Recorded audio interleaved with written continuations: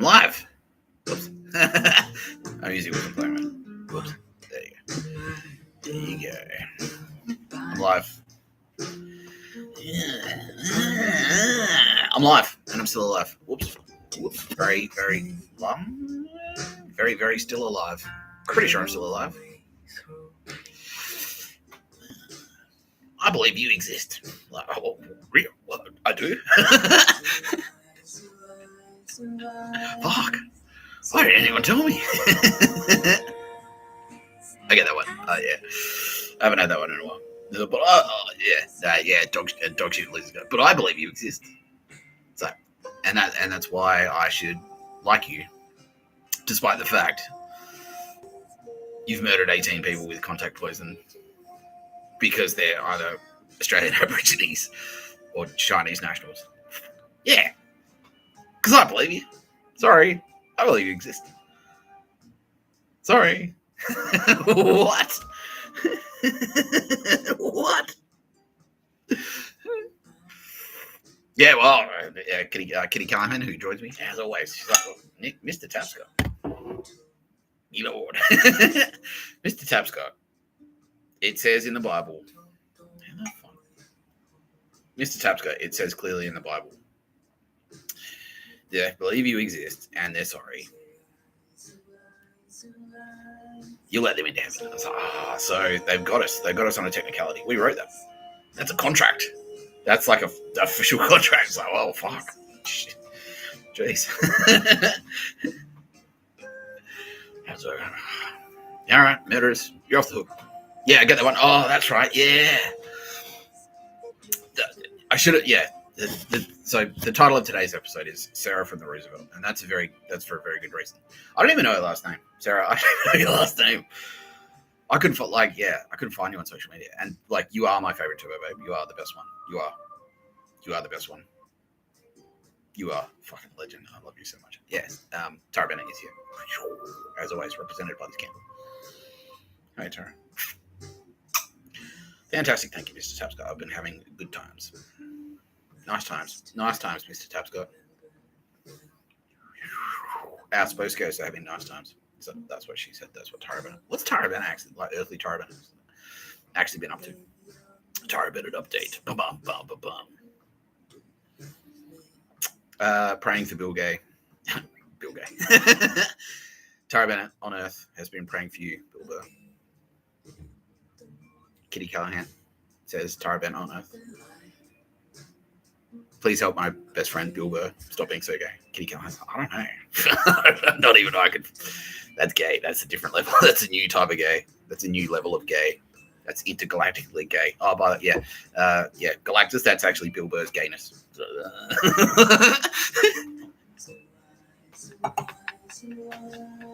Silver Surfer. That was Franny Jordy's going. Bill Burr is pretty gay. Heads up, he's on his way. The gayest guy in the galaxy.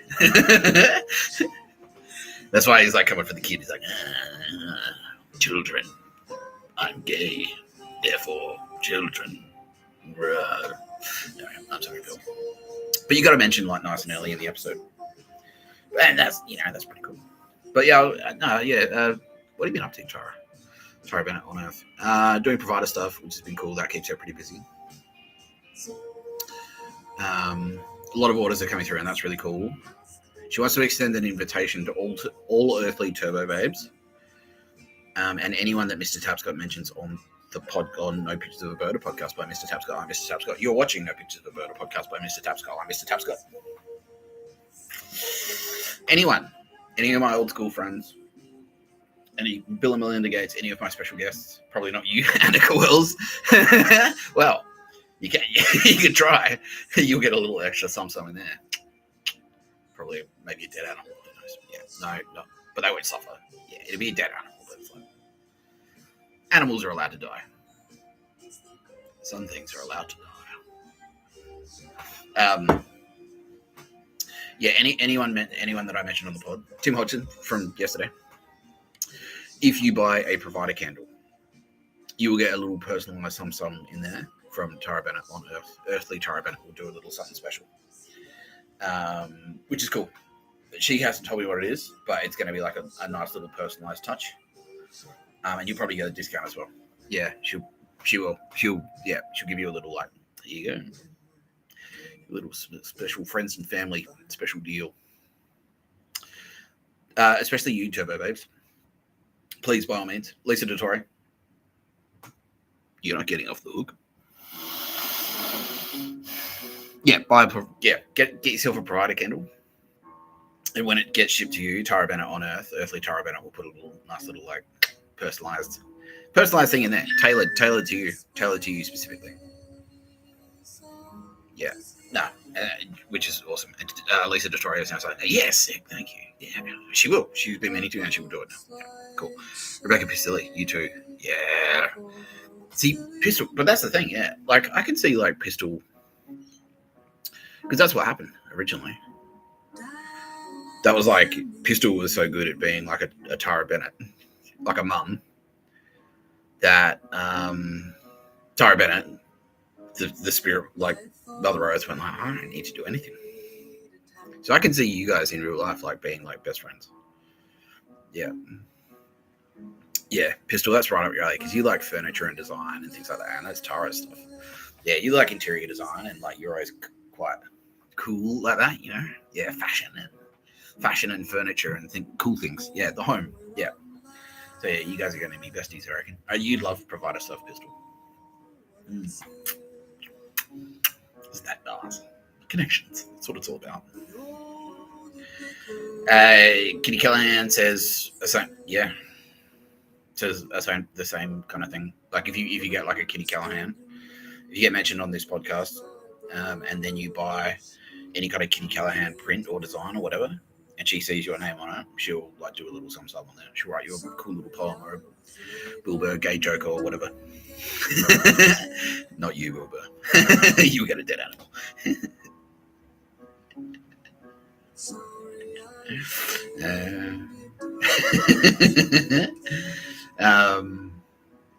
What else? Yeah, as always, Sylvia's in the booth. My producer. Roz is like, I don't know if I should worship her or like kneel before her or what. I don't even know anymore. He's like, I feel uncomfortable. I'm like the executive producer, like the loveliest.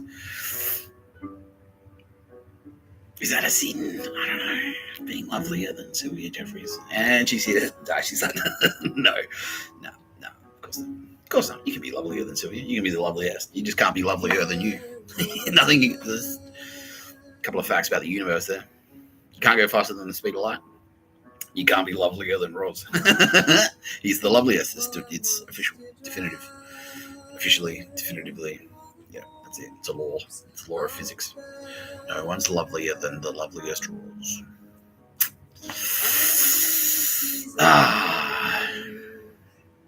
What have you been up to today, Nick? Says Roz. Not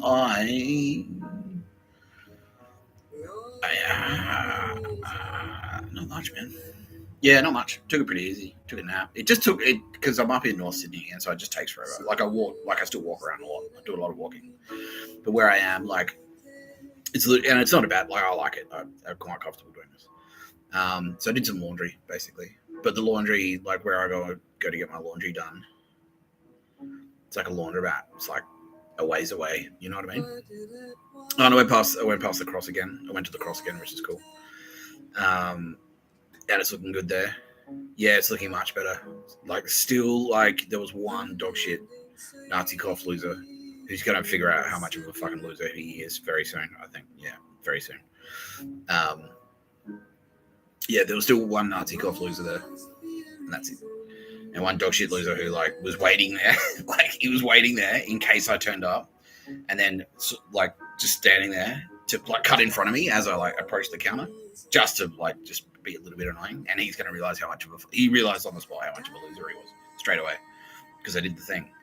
I jabbed him. So he's like, and then, yeah, it was like, he kind of, like, did the half turn. I was like, oh, did you do that to piss me off? And then to make sure he realized, like, yeah.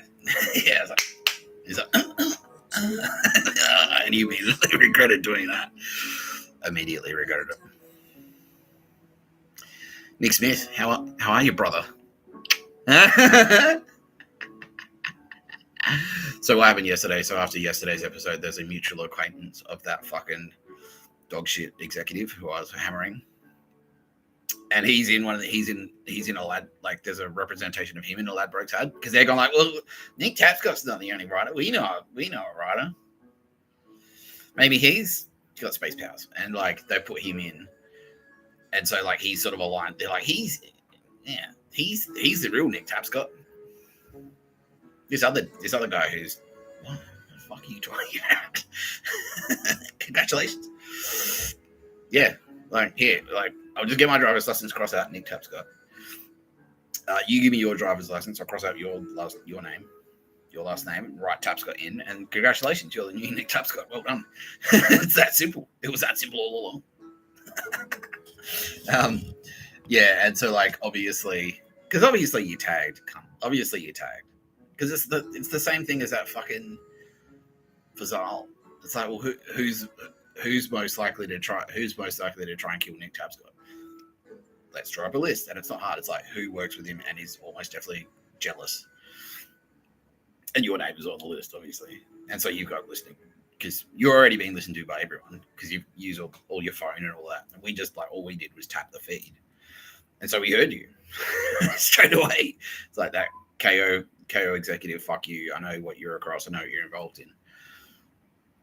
And it's like, oh, I'll fucking kill you. I'll kill you. It's like, all right. Well, AFP was like, all right, done. Yeah, Mr. Tapscott. Obviously, this fucktard like reckons. Yeah, he reckons. And then how'd that work out for you, champ?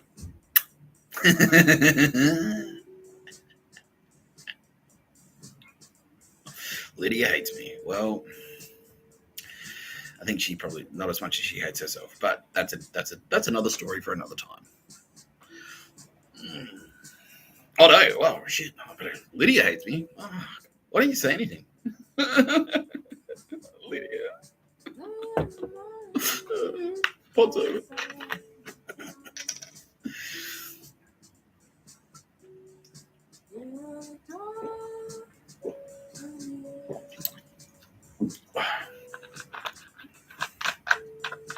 Anyway, that's actually a pretty good lead in because I was thinking about like the name of this episode is Sarah from the Roosevelt. I don't know Sarah's last name. Sarah is the goddess Ishtar, one of the Turbo Babes who I introduced the other day, but because we're going a bit deeper, and she was one of the last Turbo Babes that we introduced, but we're going deeper on all the Turbo Babes. And she got to put her hand up. Like, she saw the Sylvia Jeffries episode, and she went like, whoa, Mr. Tapscott, I'm next. Are you sure? Yes. Shut the fuck up. Shut the fuck up, Thor. Shut the fuck up. It's like, well, what about me? He's like, no, I'm next. Mr. Tapscott. Fuck off. Fuck off, Thor. That's what she was doing. No, I'm next. So, yeah. And then, like, she's like, oh, by the way, anyway, we'll go into that when I talk about it. But yeah, this episode's about her, and she is the best Turbo Babe. She's my favorite one. Yeah, she's fucking awesome. Yeah, I had no idea. I'll explain more of that.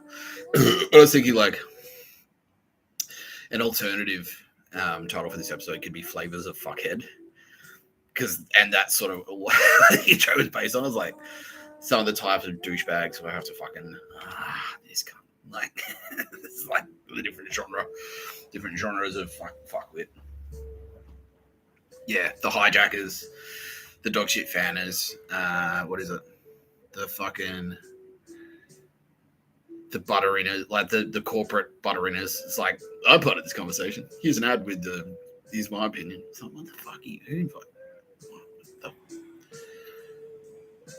I don't care.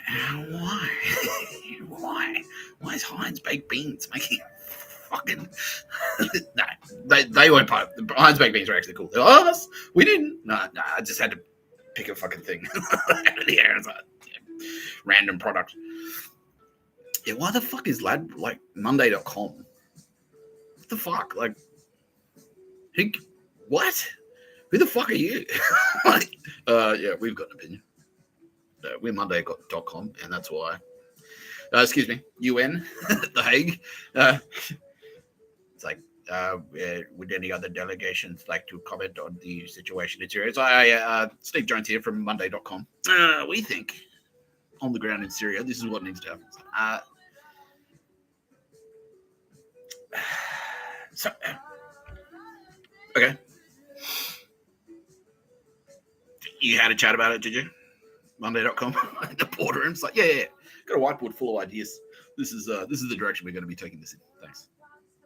Me and the boys from Monday.com. Yeah, we just turned up to the UN, turned up to the Hague. Got a few suggestions. Just a few edits, a few minor edits there, a few notes. Yeah, we've got a few notes. We've got to do this up. Got to do this thing. Yeah, we've just got a few notes. Yeah, I like the direction that this thing's heading in. It's just we're not sure. We're kind of on board. So to get us back on track, Mr. Tapscott or Nick, we've come up with a series of commercials just for you, just to communicate to you personally. Okay. Anyway, Flavours Of Fuckhead. So cunts like that. It's like what? Who are you? I don't know you. Why are you just inserting yourself into the conversation? I don't get it. I don't fucking get it. I don't get it. I don't. I really don't. But how come you how come you can tell us what to do? It's like it's not so much telling you what to do, it's telling you what not to do, and that's enslave the Jews or anyone, murder. Snap fucking live judgment of Monday.com in general. How many murders have been linked to Monday.com? Can you go ahead? Crunching the numbers right now. That 85 murders connected to Monday.com. Okay, so it's not that I'm telling you what to do, Monday.com. I'm telling you what not to do, which is murder people because you're a fucking website. Like, what is this shit? What is this shit? Why the fuck? Like, oh yeah, but still, I'm a pretty big deal out of it. What do you even do? What do you even do? Monday.com. Let's go to your fucking website. Let's see what happens. All right. Like.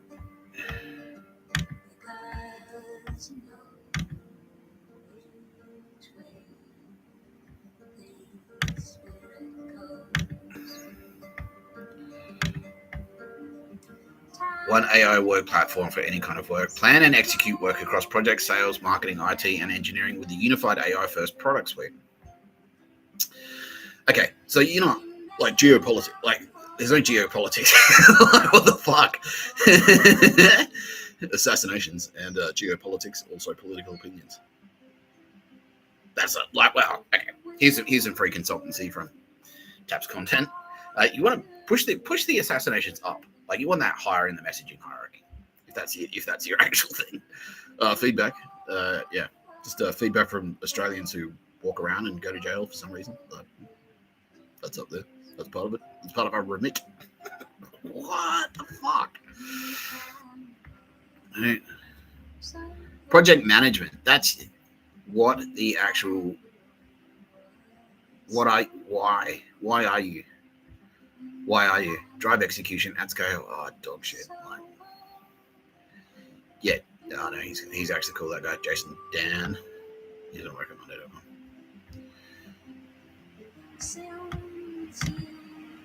I can hear them thinking very loudly right now. Oh, I hope they don't go to my LinkedIn. Well, thank you for the suggestion. Oh, this is a suggestion. Thank you for that suggestion. Thanks for that. I'll take you up on that suggestion. LinkedIn. Here we go. Share this tab instead. Yeah. Are you now crying about your brother, you little bitch? That's someone else. Yeah.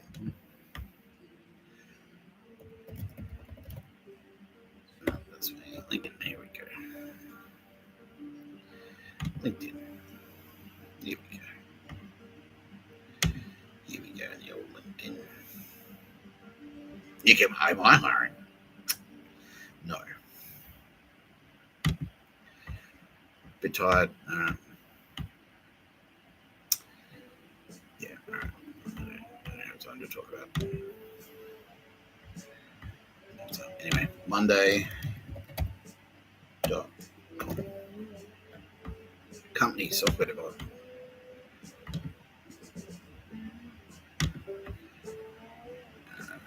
Page.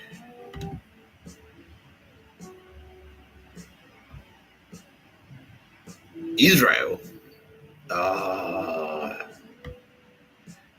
You scumbags. Yeah, see, there it is there. See that there? That llama? Yeah, that's the fucking, we're powerful. We've got an opinion. Why are you? People.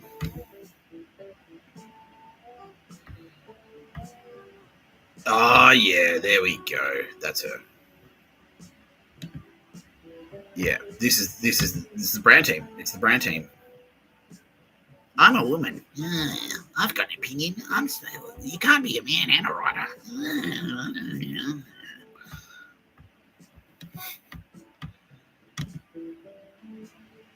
Oh, wow. Nightmare fuel, right? Nick Tapscott thinks he's smarter than me. You can't be a writer and a man. I'm going to make an ad about it.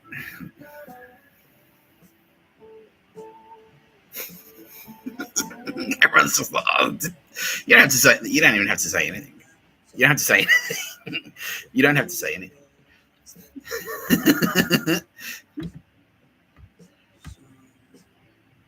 What does she even do? Events and production lead. Oh, and you're from Sydney. Oh, where are you?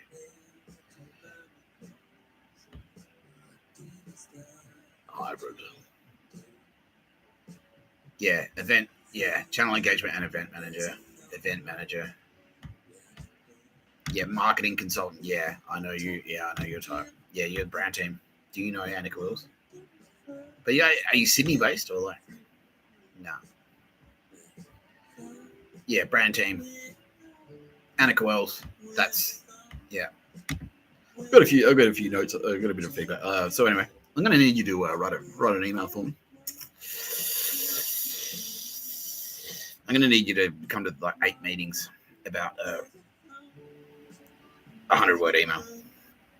And we're going to stretch it out. And I'm going to argue. I'm going to make sure that like 13 people come to the meeting.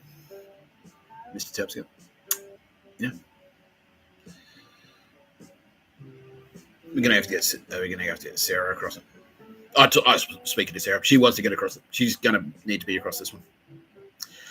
And we're going to have a few notes. Okay, champ. So just prepare yourself there. There's going to be some. We've got some feedback. Okay. We got it. Okay. Just hold fire on that one for now. Thanks. Just hold fire on that. I can write stuff. You're not a sexist, are you, Mr. Tapscott? You don't even have kids. I'm going to make an ad. There's some performance. I've got some performance feedback. Excuse me, human resources. I was in a meeting with Nick Tapscott. And it was the 14th meeting we'd had about it, about a 100-word email. And he started looking a little bit frustrated. And I believe that's sexist, and I've been abused at work in the workplace. He was aggressive. He came across as aggressive. It's not what he said, it was the way he said it. It was how he came across. It was the way he came across.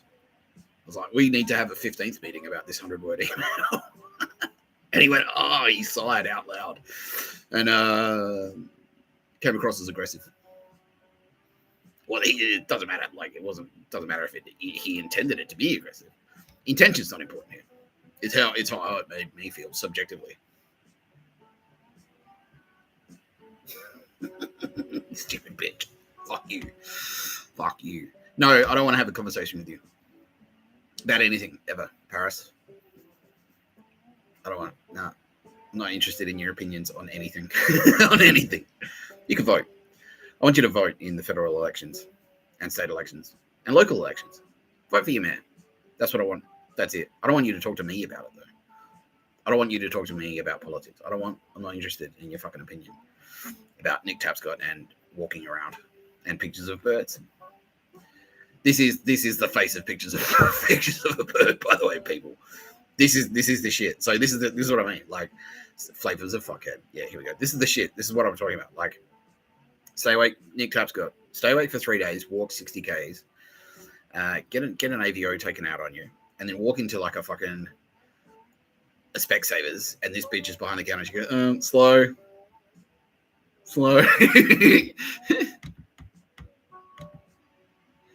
Yeah, this bitch. Slow, brand new. Slow, brand new. Short, brand new.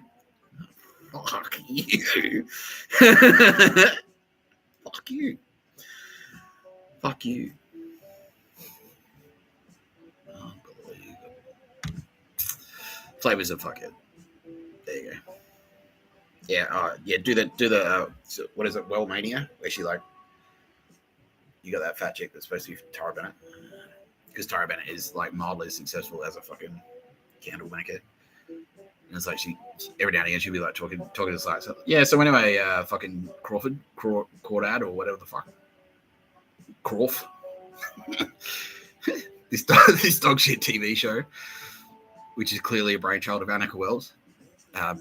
Based purely on insecurity, motivated by insecurity,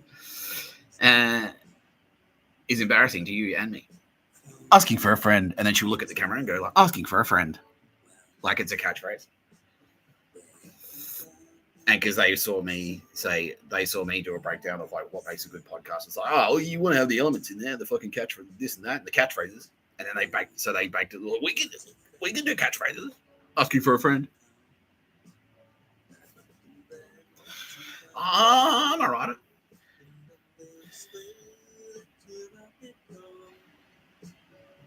Yeah. Brother. Oh, brother.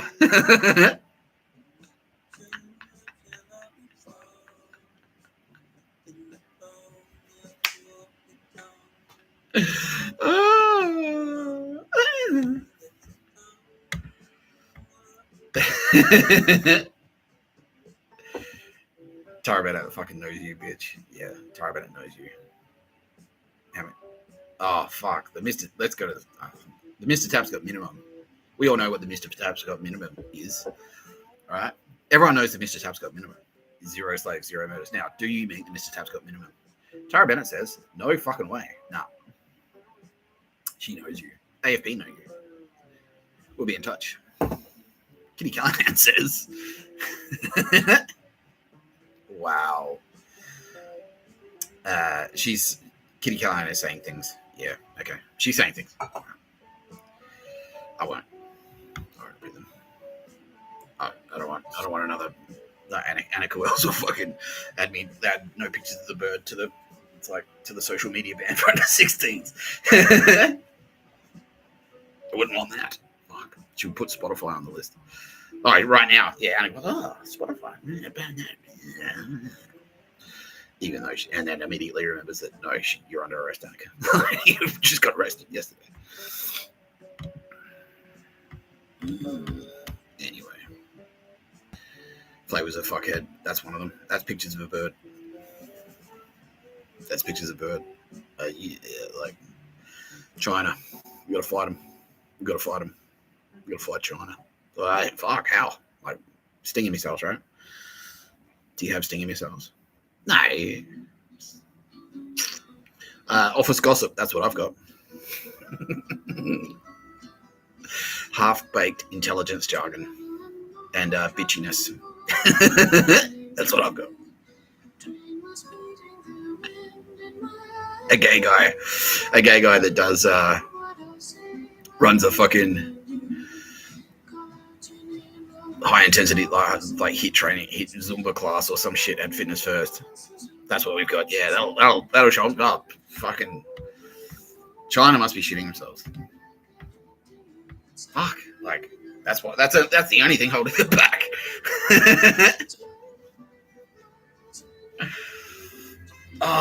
Fuck. Anyway, that's one of them. That's a fuckhead. That's a flavor of fuckhead. This is and then that's and then like put it like performance review. Nick Tapscott. Performance review. Oh. Why? Why the fuck are you commenting on me? I don't.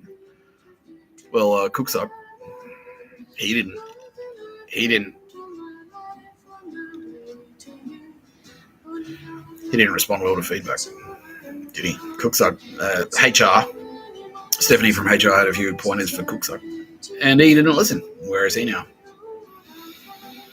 He wrote one too many articles about holy moly. He's in ads now, Aussie Broadband.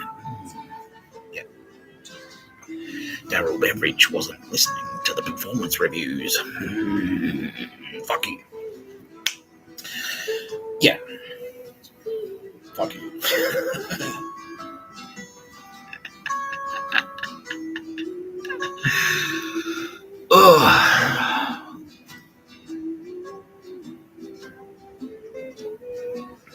Yeah, what else is there? There's the yeah, this one's a cracker. So this one is like boomers are sort of pouring to this one, and this Chris Tapscott. This is almost like the flavor of fuckhead that Chris Tapscott was, but he never. It would have been him. It would have been him if he'd like come on board the platform, but he never picked. He never fully accepted the Mr. Tapscott platform. Like he never was. He was sort of like one. He just had one foot on it, and that was it. But there's the flavor, which is like, well, I was off board before, but I've got good news for you, Nick Tapscott. I'm on board now. All right, pal. So here's what I'm thinking. You're going to get a tattoo on your face. Then, Tara Bennett, because we will need to keep her close by for me to, and then that's how I'll be giving her. She needs to be close at hand because that's how I'll be giving her my instructions. Right? She'll need to be sort of like, I'll need to be near her. Right? So you'll get a tattoo on your face. That's what we'll do. We'll start there. You're going to get a tattoo on your face. Yeah, Tapscott. Because I told you I'm on board. I didn't like you or I didn't believe you before. I didn't believe everyone else before because you personally never actually really been saying. But no, I'm on board. I believe it now. So that's why, like, congratulations. I'm on the team. Let's put it that way. So you're going to get a tattoo on your face. Nick. All right. Okay. Cool. Now Tara Bennett, because she's going to be needing I'm going to be needing access to her.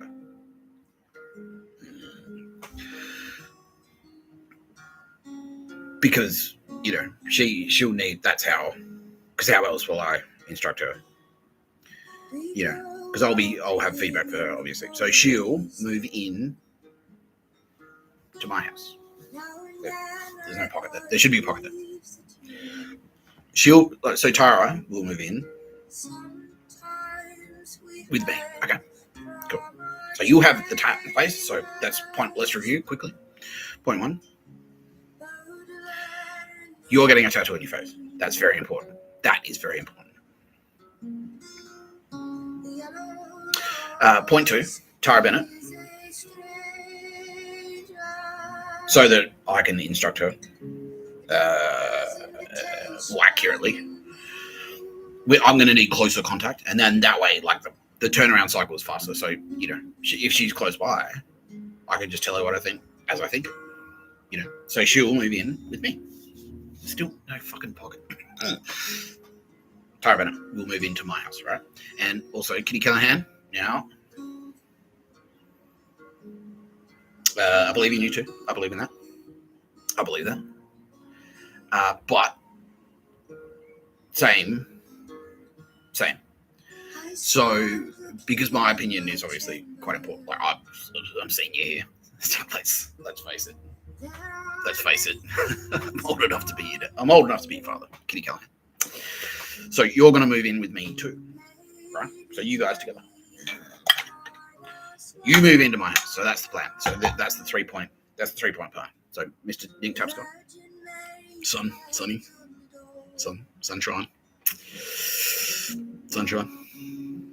tattoo on your face, right? Tara Bennett, Kitty Callahan, moving in with me, and then that way,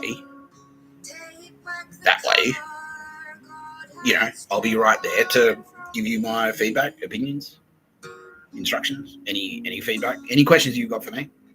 I'll be right there.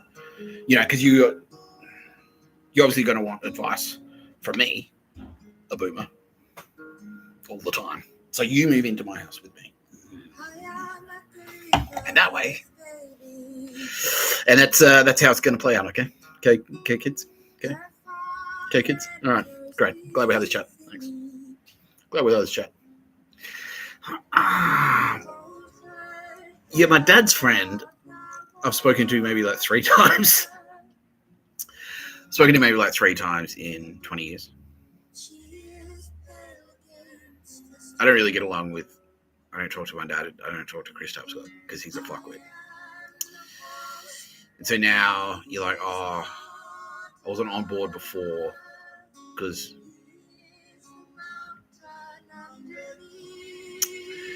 I thought it was kind of bullshit, but now, or you thought it was kind of bullshit, and that's actually that's reasonable. That's fair. But now you think that you basically think that I've been sitting here waiting, like we've all been like having like, oh, I wonder about like, yeah, fuck. I hope that one guy is my dad's friend. I hope my dad's friend from uni in the 60s is on board with Mr. Tapscott. Because that's going to make or break this whole thing. And his opinion, above all the other opinions I need, is the most important one. For me. Fuck you. Fuck you. To be reference, you're actually pretty good at like what flavor should we call this fuckhead? Because you came out with the man with the magic man gun, and that's pretty good. That's pretty accurate. So this flavor of fuckhead, it's like the boomer just like, well, I'm in charge. Like I'm on board. Now that I'm on board, obviously I'm in charge. It's like the anti-Roz. Yeah, I get the anti-Roz. Yeah, it's the opposite of Roz. That's it. He's the anti-Roz. Yeah, he's the Roz shadow. That's it. I'm giving you all the credit for that. That's shadow Roz. Yeah, dark side Roz. The opposite of Roz, basically. Because that's like Roz demographically. He's like he's like, oh, I'm a boomer. I'm older, but like, I'm just gonna like I've got some expertise. Like, do you want my help? Oh, I could maybe help you. Like, actually, yeah, thanks. This guy's like the exact. Okay, so great. I'm on board with the program. When do I start? I'll be needing to. Tara Bennett, you need to move into my house. Literally, that was his plan. Yeah. It's like, okay, cool. When are you going to sugar lumps, sugar cubes? Congratulations. I like you, and that's why you're moving in with me, sunshine. Ah, you creepy old fucking cunt. Oh, fuck you. and that's not an exaggeration. He's right, Nick, I'm going to need, my plan for Nick Tapscott is to force him to get a tattoo on his face. What an idiot. I don't know you, cunt. What the fuck are you doing?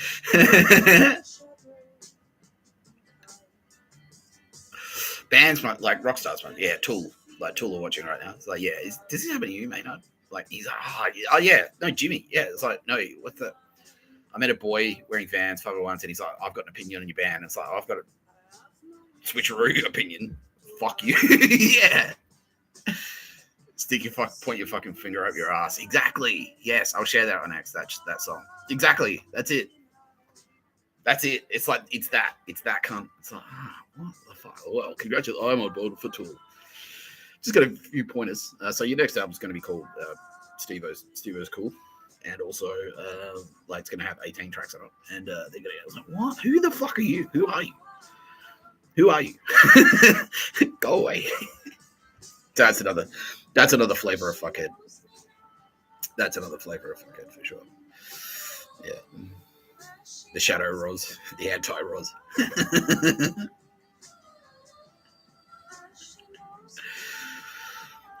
There's got to be more, right? There's got to be more.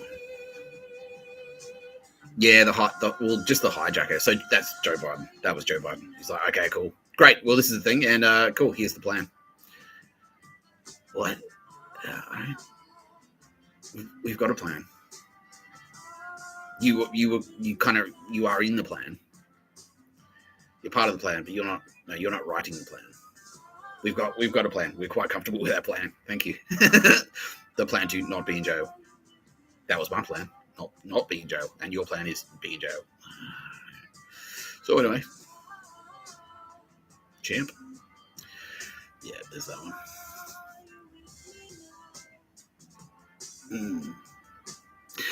There needs to be like fucking, yeah.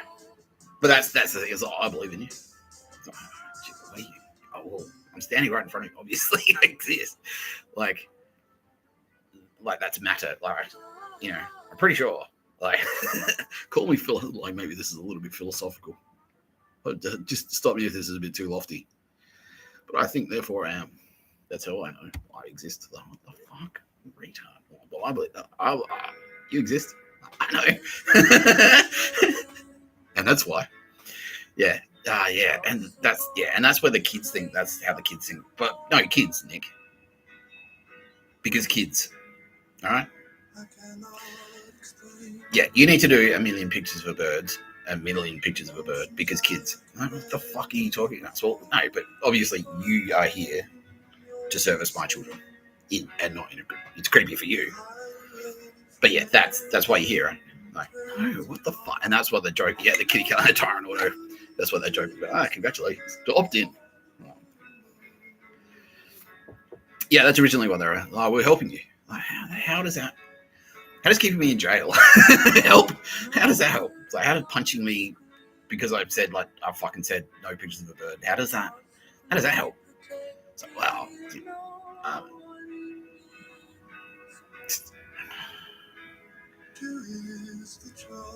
Discipline. Oh, yeah. What the fuck? Yeah, and that's it. Yeah, Bill Burr's now saying, like, yeah, and that specific fuckhead, like that is like, I'm going out of my way to. Like, I don't believe it, but I am gonna fucking, like, I'm going out of my way. Like the Andromeda Goon. Yeah, pull the other one. Yeah, that guy. Yeah. You're not a cop. Yeah, it's like, you're not a cop.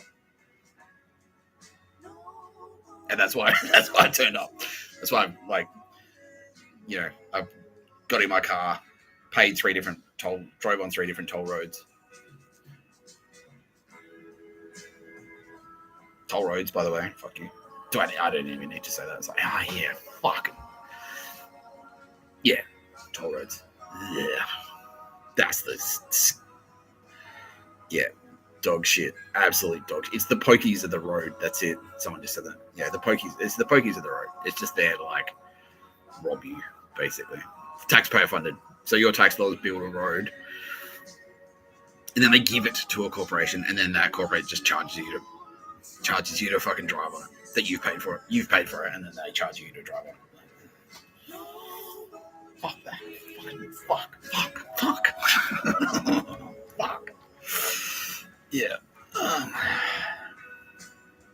Someone's like, oh, yeah, but Nick, sir, you're broadcasting after 6 p.m. Yeah. Yeah, do the stuff. Whoa. Like Gremlins things. Yeah, nah, that's all right. No, it's not like Gremlins. It's not like Cinderella. Oh, by the way, yeah, here's a fucking little bonus for you guys.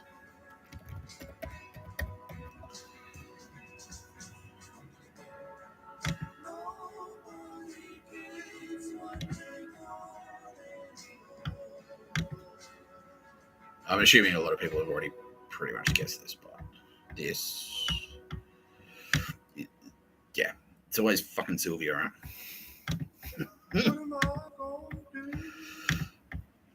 That's Sylvia Jeffries, Cinderella. Yeah. Yeah, that's kind of the, that's kind of the story of Sylvia finding out she's a turbo babe. Yeah, like ugly, her stepsisters are like the bitches in the fucking media. And then, yeah, obviously, I'm Prince Charming. Obviously, just like Matt Damon That's me. That's me too. I'm The coolest one. The best one. I'm Prince Charming at the ball. I think that's how it plays out. Fucking hell, Mr. Tapscott. Mr. Tapscott. This is a letter. This is a letter. This is a letter to Mr. A message. I've got a message for Mr. Tapscott in the picture. Can you stop writing yourself in as like it's so gay, bro. Now I'm here. This Mr. Tapscott has to fucking sell this. Fuck. Like yeah, I'm Matt Damon. I'm like an edgy genius who's also very handsome. Academy Award-winning actor. It's me. That's me. That's all I was like. Harrison Ford, Han Solo, and Indiana Jones at the same time. That's me, Mr. Tapscott. Yeah, Mr. Tapscott in the future. Can you tone it the fuck down, please, bro?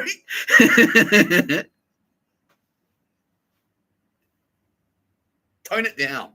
I'm here. Bill Burr's fucking laughing at me. What the fuck is this? What the fuck is this? Who are you going to be next? Yeah, I'm a catwalk model. Yeah, I'm Zoolander. Yeah, I'm a catwalk model who's also a deadly secret agent. And a genius at the same time, yeah. But Zoolander got it wrong. I'm actually a genius. Yeah, I was accepting the, yeah. There's a character, it's like the Nobel, he's accepting the Nobel Prize after stepping off the catwalk. And after wizard school, where he was the best one, obviously. Number one, straight A's at wizard school. He got the Nobel Prize.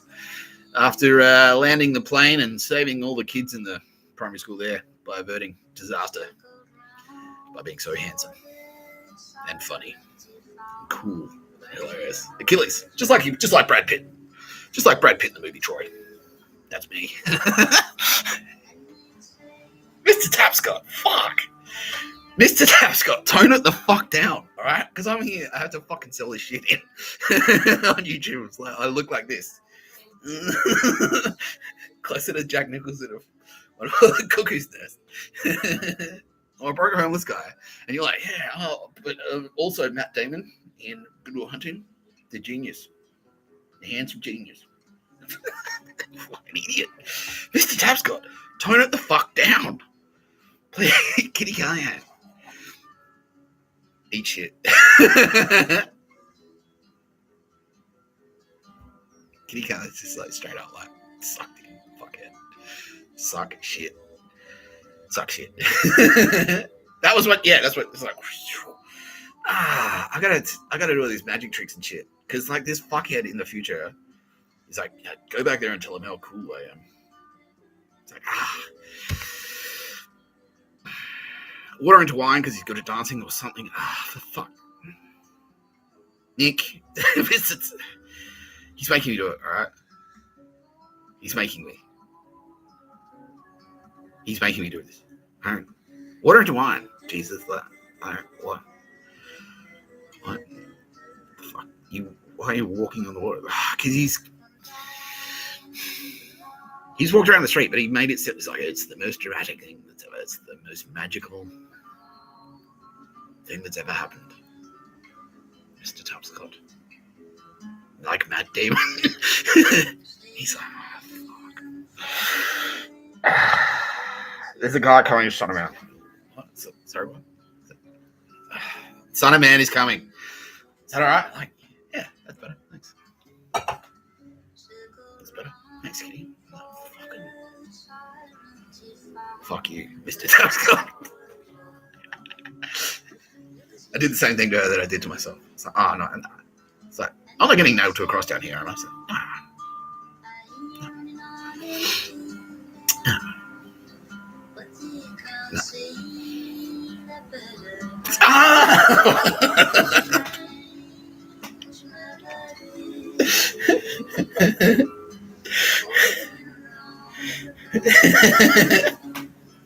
Well, guess who's sleeping at a fucking airport? She says, guess who's sleeping in an airport, cunt? Yeah, what miracle was that, by the way, Kitty? The Mr. Tapscott sleeps in an airport. That was the fucking, it's not in the Bible. It didn't make it in. But yeah, it's like the donkey races. Jesus slept at the donkey track. And that's kind of like an airport if you think about it.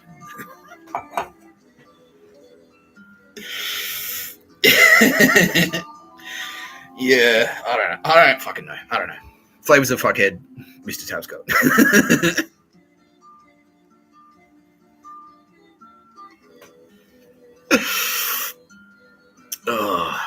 Let's talk. Look, okay. Serious. On a serious note, men's health. I didn't shave my beard this November. I kept my beard. I didn't shave it to raise awareness for men's mental health. And to tell you tradies out there, all you budding young tradies, if you're thinking about dreaming, if you're dreaming of success or fame on the sports field, no, don't. No, concreting. That's the future. Thanks, Alan Kohler. Thanks, Alan Kohler. Thanks. No, I want to talk to you. I want to talk to Spanian. Because, yesterday, and the reason I want to talk to Spanian is because yesterday I was talking about blokes. Those blokes out there. Vulnerable blokes. I was talking about bikies, and I was talking about, like, nomads and stuff, and obviously I've been to jail. It's no secret. I was the toughest one in there.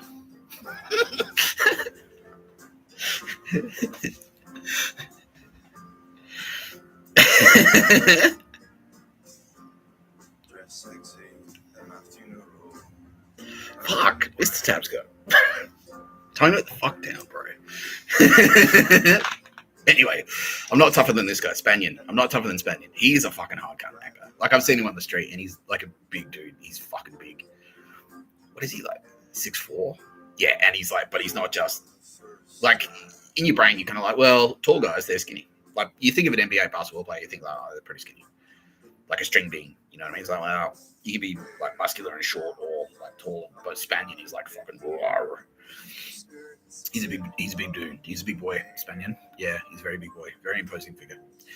And the reason I wanted to talk to you, Spanian, yeah, he's like, yeah, sick, yeah, fucking do me, woo, is because Spanian, he's been on both sides of the law. He has, and we here at the No Pictures of a podcast by Mr. Tabscott. Mr. Tabscott, the coolest one, like Matt Damon. Now she's like, oh, I'm so embarrassed. I'm sorry. What? I don't.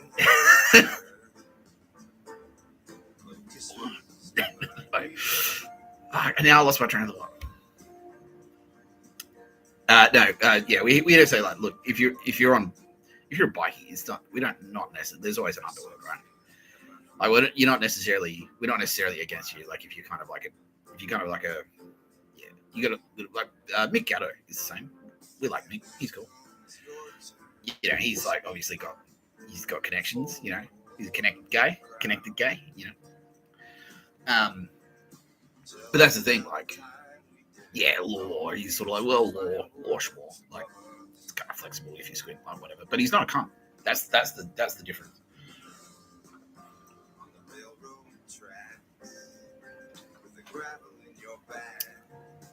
He's not dog shit, and that's what we care about. That's the main thing. Yeah, that's the main thing. That's what we care about. Just don't be dog shit. Like, yeah. If you're a murderer and a slaver, now we understand that underworld, like, murder's like a bit of a grey area.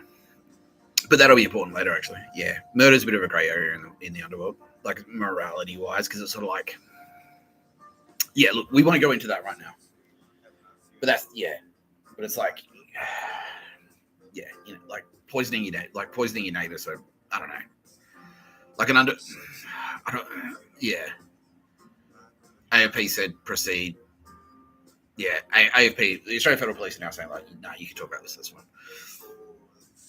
So, like, yeah, like dog shit murder versus, like, the sort of the criminal world sort of like taking care of its own, because that's happened in the past in Sydney. Like, who was that? Yeah, there was.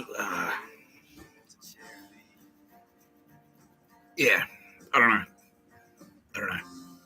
Yeah, it's kind of like it's a murder versus kill thing for gangsters, basically. It's a murder versus kill thing for gangsters. And yeah, obviously you can't. We're not endorsing murder, but we're not endorsing the crime of murder, and that's kind of what's happened. It's like people kind of got real casual about it.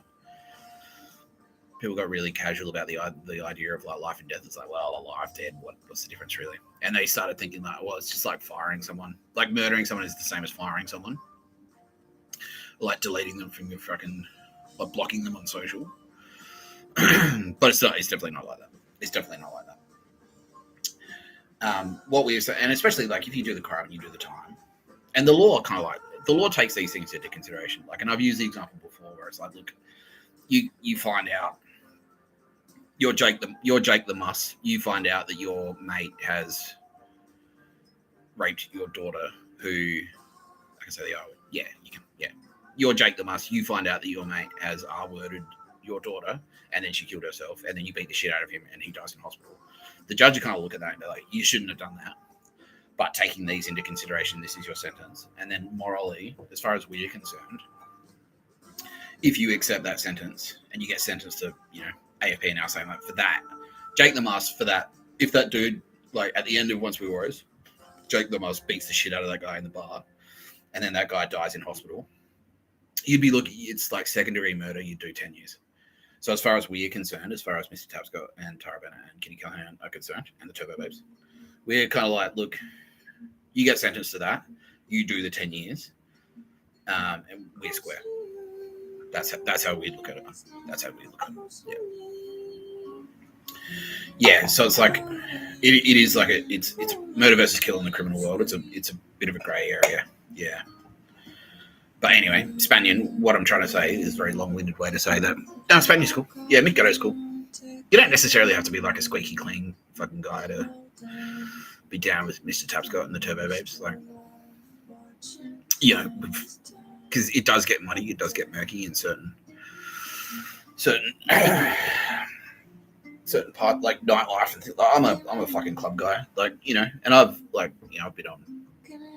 I mentioned on the pod, it's like, I like that. I feel like everyone knows, bro. It's like, well, and I think about that. It's like, well, what's my stance on that then? Because I party. I read a letter and it's like in there. It's like I need substances to do that. So that's no secret. I talk about weed, talk about smoking weed and stuff.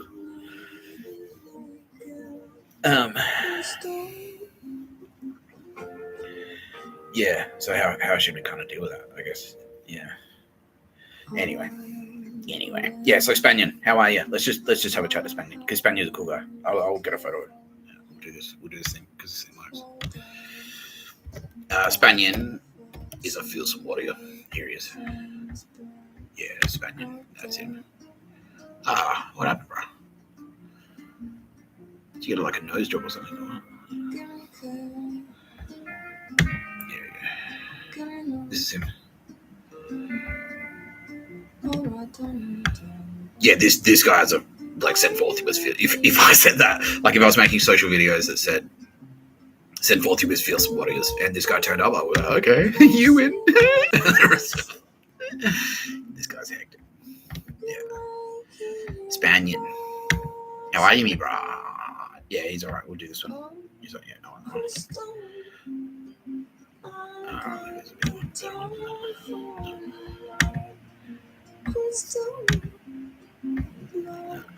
That's probably, that's the best one. That's the biggest one.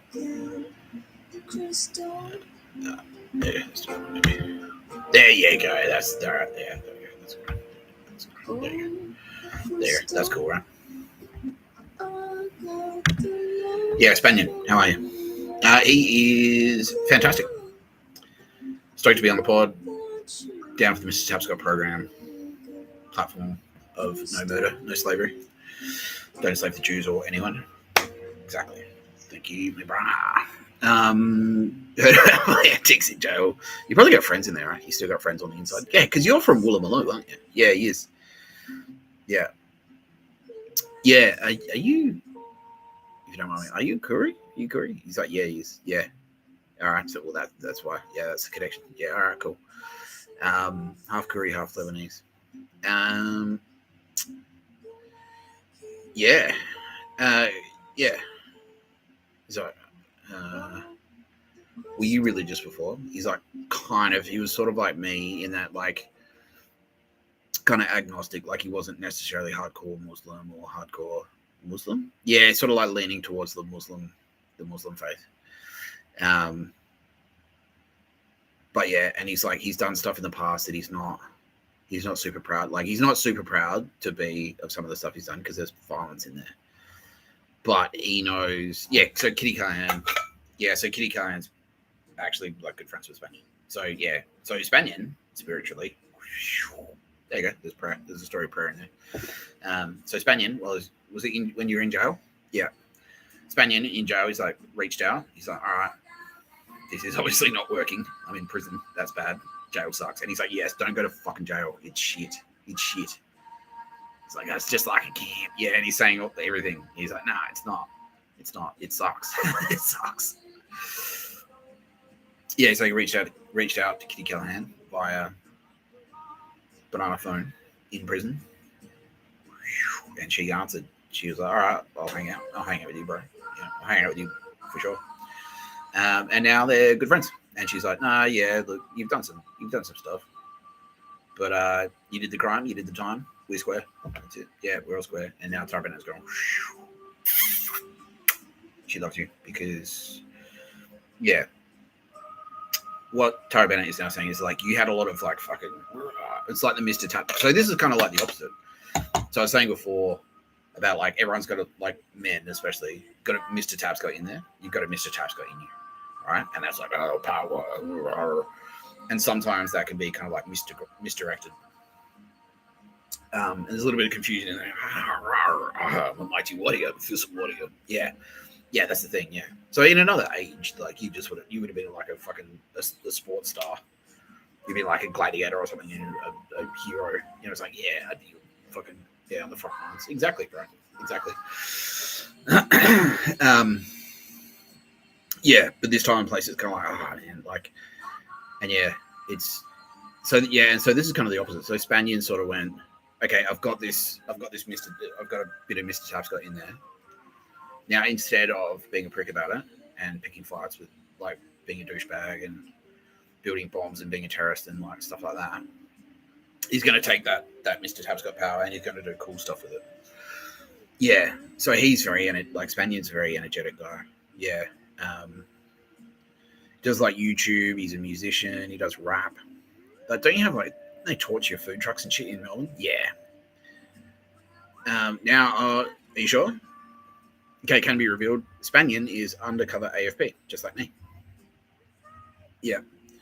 Because like he's like, well, I'll be a grey man. Because that's exactly. And AFP is sort of like, they put us in the same bucket, bro.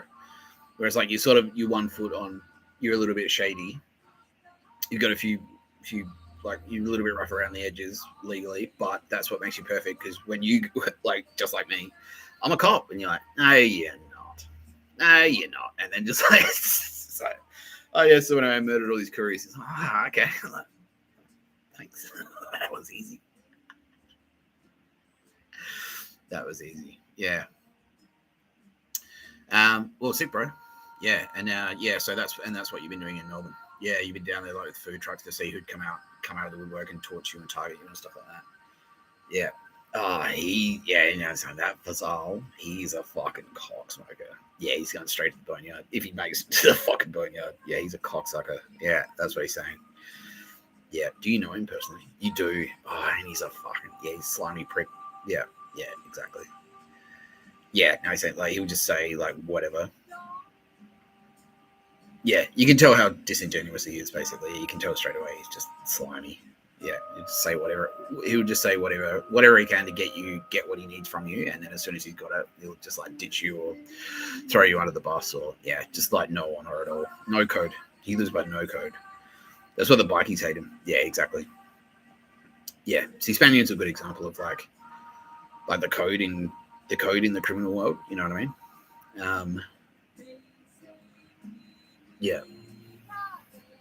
Yeah. the code in the criminal world, which is like there is still like you are criminals, but there is still a code. There's like notions of right and wrong and things like that. What to do and what not to do, and like slimy cunts, like even in the underworld, will be exposed. Like they'll get a reputation, and then once you get that reputation, like you're fucking cooked. Yeah. Then you can't even hide in the boneyard. Yeah, exactly. For our straighter viewers, the boneyard is jail slang for protection. So I went to the boneyard. I can say that. I'm gonna get pumped. I'm gonna get bashed now. And now it's kind of like, and now it's working for me because now everyone's going like, wow, that's actually fucking hardcore. Because that's the like if you go to the boneyard, that's in jail. Like if people find out that you went to the boneyard, they fucking like you get bashed. Like yeah, because it means like usually if you've gone to protection, it means you fuck something up. So it's like protection within protection, basically. And usually the people that go there are people like if you're a pedophile, if you're a rapist, if you're or you run up a bill, like if you're a problem gambler because they play cards, they gamble. That's what boys do in there, in jail. And they use drugs, so they use boob. And like, so if you're a problem gambler, you get out of your depth, you can't get the money put through, or people will sell you drugs like on tick, like they'll give you the drugs, you take them, you take the drugs and then pay them back. But if you do that and you don't pay back the money, you get bashed. Like, and they'll send you to the boneyard. And being sent is like that's what I did. Like I sent myself, like I arranged it. Whereas basically a bunch of dudes will come into your cell and go like, if you don't pack your shit and leave right now, I'll bash the shit out of you. And then that's what you do. And then you go to protection, and then that's like kind of, it's just the same. Like it's just like very similar, but it's not. That's what I got punched in protection. Like that's where I got, and that was staged. Like I did that, but it's not necessarily like boneyard can be like as bad as Maine, but it's like if you've done something like prisoners gossip, because that's all they can do, because that's all they have time. Like they're bored shitless basically. And so if you go to boneyard because you fuck someone over, and then you come out and like that's the first thing. Anytime you walk into a new jail, they'll go, "Where are you from?" And then they'll ask her, and you have to go, "Oh, I came up from fucking Clarence or Willow or whatever, Kempsey," and then they'll sort of like send the word around. It's like, "Who's this guy?" And I had glasses, so they come with the glass. Like, who's the guy with the glasses? And then that was sort of like my like, so no, he's okay, and then that kind of shielded me, but. If I was a douchebag, like if I'd run up a tab or I was like a pedo or whatever, I would have got bashed for sure. Because it's like, come with the glasses. Oh, easy. Yeah. He's like, I heard you took a punch. Wasn't that bad? Nah, it's not. It was fine. Like he got me like it wasn't pleasant. But the first guy that hit me twice. Like, but he hit me right there. It's like my chubby cheeks kind of like acted as sort of like cushioning. And it was a dog shot. Like he shot me, he punched me from the blind spot. Yeah, and he's like, what a fucking slimy cunt. Yeah, exactly. Yeah, he was. ACES. He was an ACES goon. Working on the orders of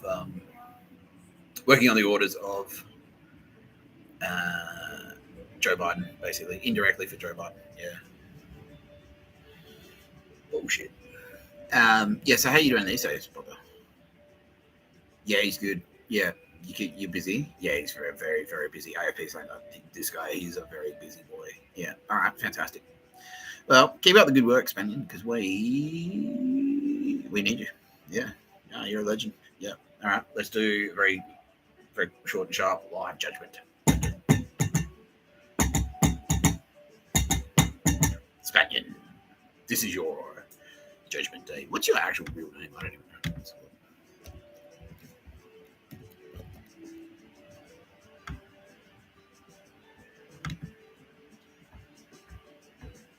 Anthony Lees. Okay, Anthony Lees. This is your judgment day.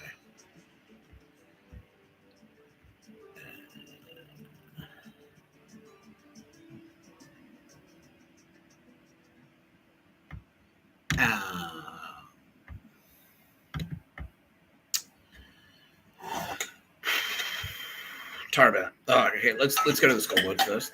Do you mean the Mr. Tapscott minimum, which is 0 slaves and 0 murder? The answer to that, sir, is yes, because it's 0 slaves and 0 murder.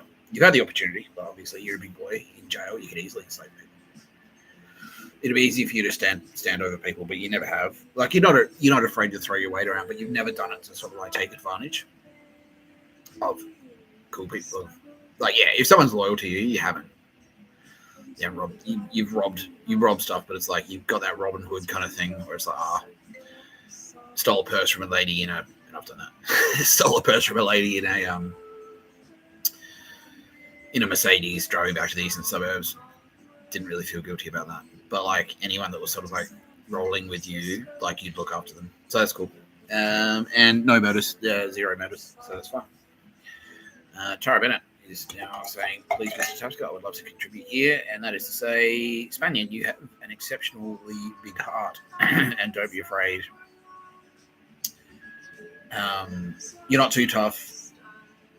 No, she's saying that this is what you are like, not what you could be like. But she's saying, even though you're a big tough guy, you're not afraid to show people your sensitive side. So you do a lot of stuff on like there. We've got proof of that. You do a lot of stuff like that. Like you're very open about your big heart, basically. Yeah, you've got a big heart, and you're very open about that, and that's really cool. Yeah, that's Tara Bennett giving you bonus points. Thanks, Tara.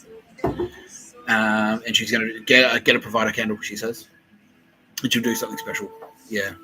So go to provider.com, or even just go to the shop. Go into the shop, do a YouTube video on that. Let me see.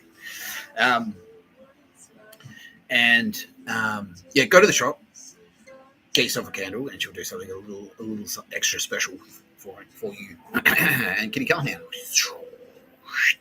Kitty Callahan says, keep up the great work, brother. She has a lot of faith in you. And she says that massive things are coming in your way. Yeah, massive things are coming your way. Like massive things. So keep doing what you're doing. I'm asking, like, do you have any areas of improvement for Mr. Spanian, Kitty Callahan? She's saying like, no, not really. No, she's trying to think of something. She's trying to think of something, any advice she could give you to help you improve your life or whatever. But she's sort of like, maybe there's something, but she's just saying, like, let her think about it. We'll come back to you. Do we have any ideas for sentencing? Kitty Callahan says, she wants you to score some weed. You smoke weed? Yeah. Okay. There's one. Stop. Don't feel guilty about it. Don't feel guilty about that at all. You work really hard. So yeah, you can smoke weed, bro. Go for it. And Kitty Callahan says the next time you smoke weed, she's going to go and come and hang out spiritually, which is cool. I used to do that with them, and it's fucking great. You'll have a great time, I promise. Yeah. Thank you for joining, Spanian. And Mr. Tapscott says, nah, like, I sent it to, I need you to, I sent it to you to, like, go to, do you have any contact with, Nomads? Do you know Nomads or Johnny Brown? Yeah. I sent it to you to, like, try and go to the cross, right? Just go to the cross and hang out. Go to the Potts Point Hotel and have a beer, have a schooner. Do you drink? Yeah, he does. Okay. Go to the Potts Point Hotel and have a schooner on the outside tables there. Geordie's has done it. Yeah, friendly, you know Geordie's. Yeah. Thanks, Geordie's. Thank you so much. And have a schooner there just to show we want to show strength. It's like, no, fuck you, Nazis. This is our turf. This is the cool people turf.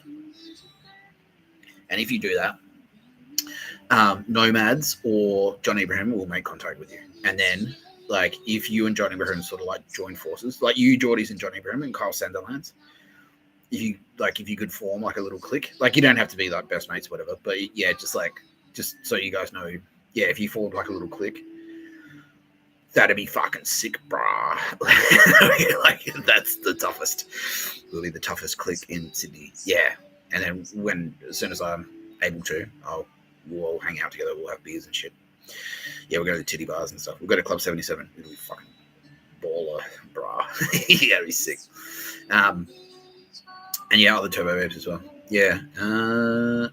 Okay, Nike, aka Rachel from Jangle Jacks, is now popping up and saying that she will take you under her wing to train you as a Jedi Master.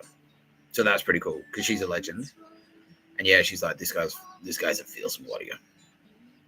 Yeah, that's what she's saying. She's like, Mr. Tapscott, he's a fearsome warrior.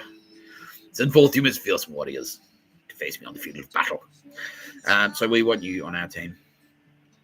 And Nike is saying like is taking a particular interest. So in the same way that Lisa Dottore, aka Goddess Persephone, took a particular interest, aka Rogue from the X-Men, and Rachel, you must be. How can you not have an X-Men character? X-Men characters.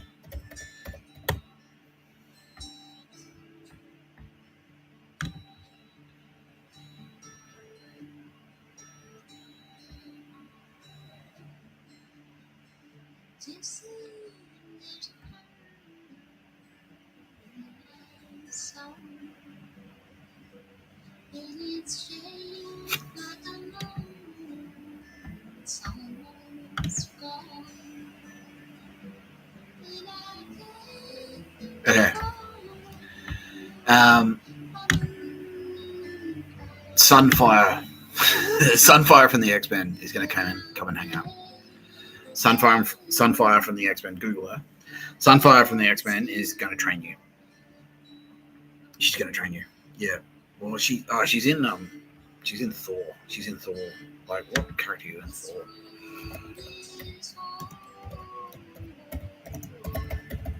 Probably someone fucking kick ass. Yeah.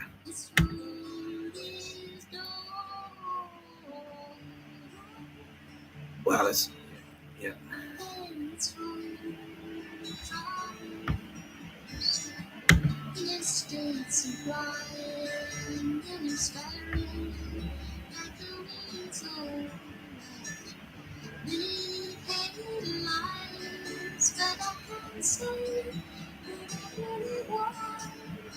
Wow.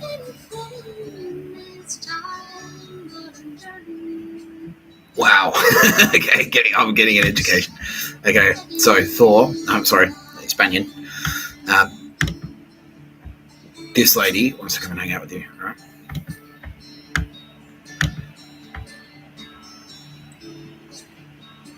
She wants to train you to be a Jedi Master. So Sunfire from the X-Men. So I hadn't heard of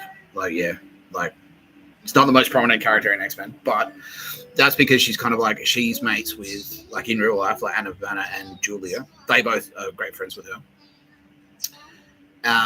And so she's kind of more in the Thor mythology, like Thor comics. So she's this lady here. So this is Thor comic books. This is her. That's her.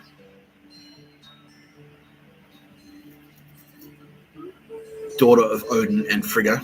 So Frigg is that's Nina. And Balder. Based on the deity Balder. Yeah. So Asgard is actually that's like the cross. Asgard is the cross.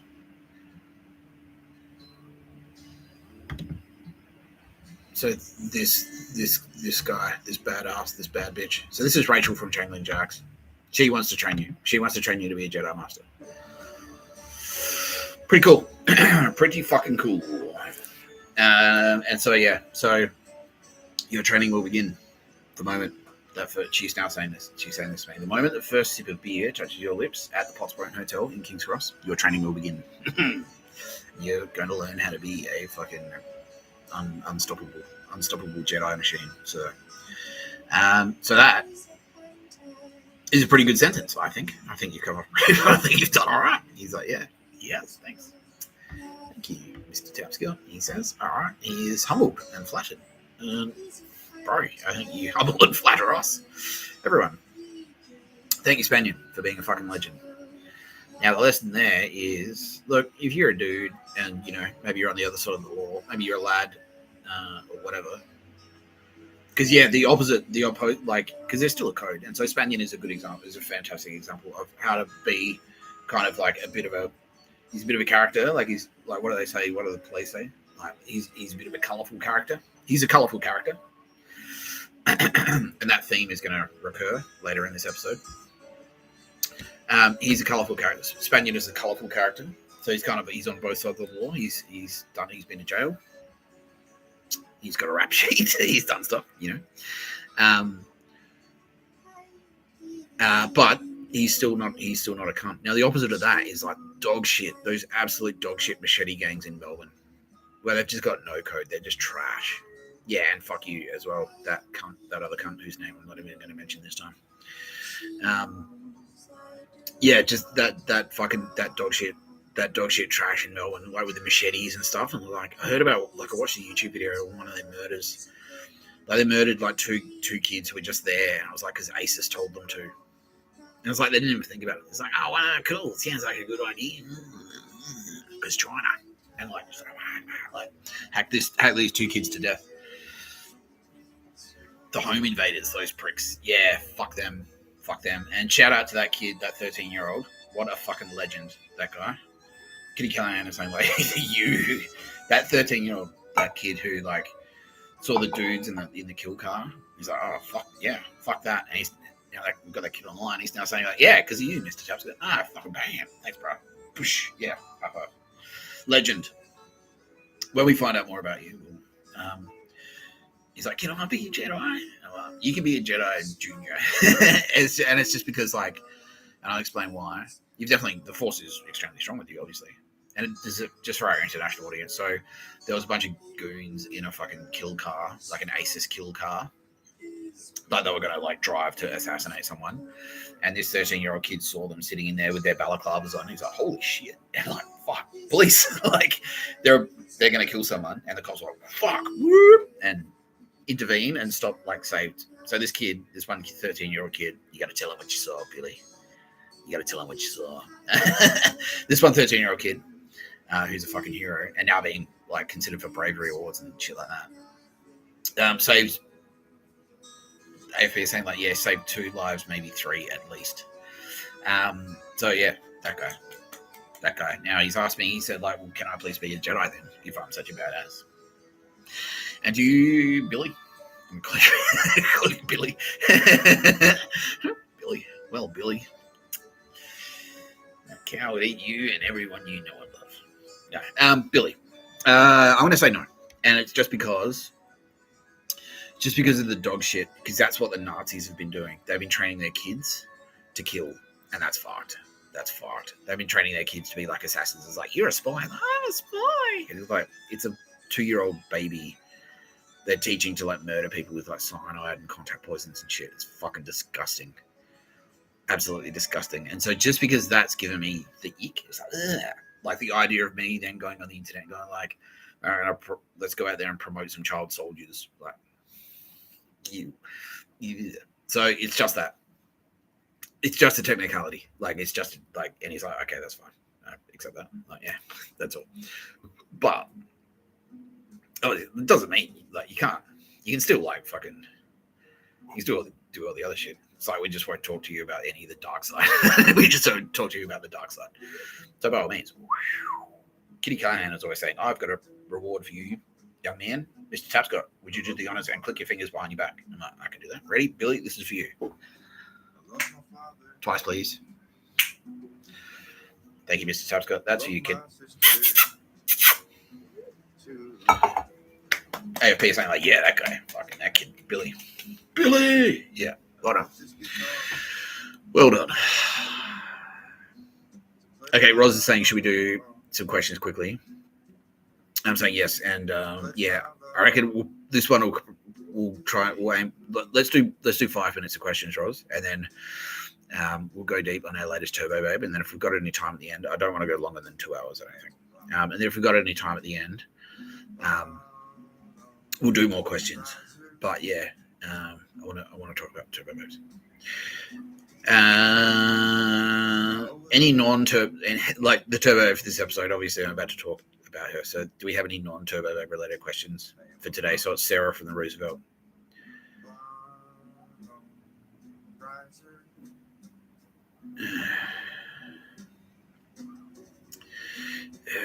the main one I'm getting now is like, are there going to be more Turbo Babes announced? I'm like, no, this is it. This is it. That's all the Turbo Babes. That's all of them. Yeah. Yeah. So yeah, do I have to say this every fucking podcast? Like, do I have to say every podcast? No, like, no more turbos. No, if you're not a turbo babe by now, you never will be in this universe, right? Because the way it works is you live on the earth, you die on the earth, and then you just kind of like go, whoa, what the fuck? And it's like, oh, heads up, and then we'll be in there in the spirit realm. We'll be in there in the spirit realm. It's like, you're a turbo babe, and you'll kind of go like, oh, what? Because what I have to do. The turbo babes exist outside of the universe. The only way to make you a turbo babe is to shut down the universe. So, no, I'm not gonna like kill so 8 billion people will die. If I shut down the universe and then reboot it just to make you a turbo babe, 8 billion people will die, and that's bad. That's bad. So that's no more turbo babes. Like turbo babes existed before the universe began. So you can't. No one can be a new. There are no new turbo babes. You can't be a new turbo babe in this universe. The only way to make another turbo babe is to like shut it down and restart it. And it also takes like fucking 10,000 minimum 10,000 universes to do that. To go from like regular to turbo babe, it takes like millions of universes. Yeah, so millions of billions of years. Yeah. So this universe, if you're not a turbo babe, if you're not a turbo babe by now, you're not a turbo babe. I've announced all the turbo babes. That's it. No more turbo babes. That's it. Okay. Still a little butt hurtness out there, but you'll get over it. You'll get over it. You'll get over it. All right. Fuck. No. Yeah. No. Okay. No. Okay. All right. Congratulations. That was the one question. That's all I need. I just needed to be asked that question. Precisely that many times. You are all turbo babes. I'm promoting everyone in the world to turbo babe. There you go. 8 billion turbo babes there. Bang. How do you feel? Better? Good. Now shut the fuck up. Congratulations. That was a test. It's like, all right, I need to be asked precisely 150,000 million times. And then that was 150,000 million times and one. Thank you. How do you feel? Like, fuck you. Yeah, well, honestly, yeah. I've explained it nicely, and then I've explained it not nicely. And now I'm just going to start making fun of you. And Bilbo's going, yeah, this is good. This is great material. Yeah. Yeah. No, there was another. Yeah, it's like it makes more sense to write a letter to Donald Trump saying, "Why aren't I Secretary of State?" That's what you're doing. That's what you're doing. Yeah, Donald Trump. Fuck you. Why aren't I Secretary of State? That's what you may as well be doing. You fucking idiot. Sorry, but what do you expect? What do you expect? Honestly, like, nah. See, that's like real cool people are just like, for fuck, we're embarrassed. We're so sorry, Mr. Tapscott. We're embarrassed. We're sympathetically embarrassed. Yeah, that's what people are saying. So, yeah. Yeah, look, yeah. One more quick question, not related to why aren't I a turbo babe. When did I find out? The end of 2021 is when I found out that was me. It wasn't easy or hard. It was hard because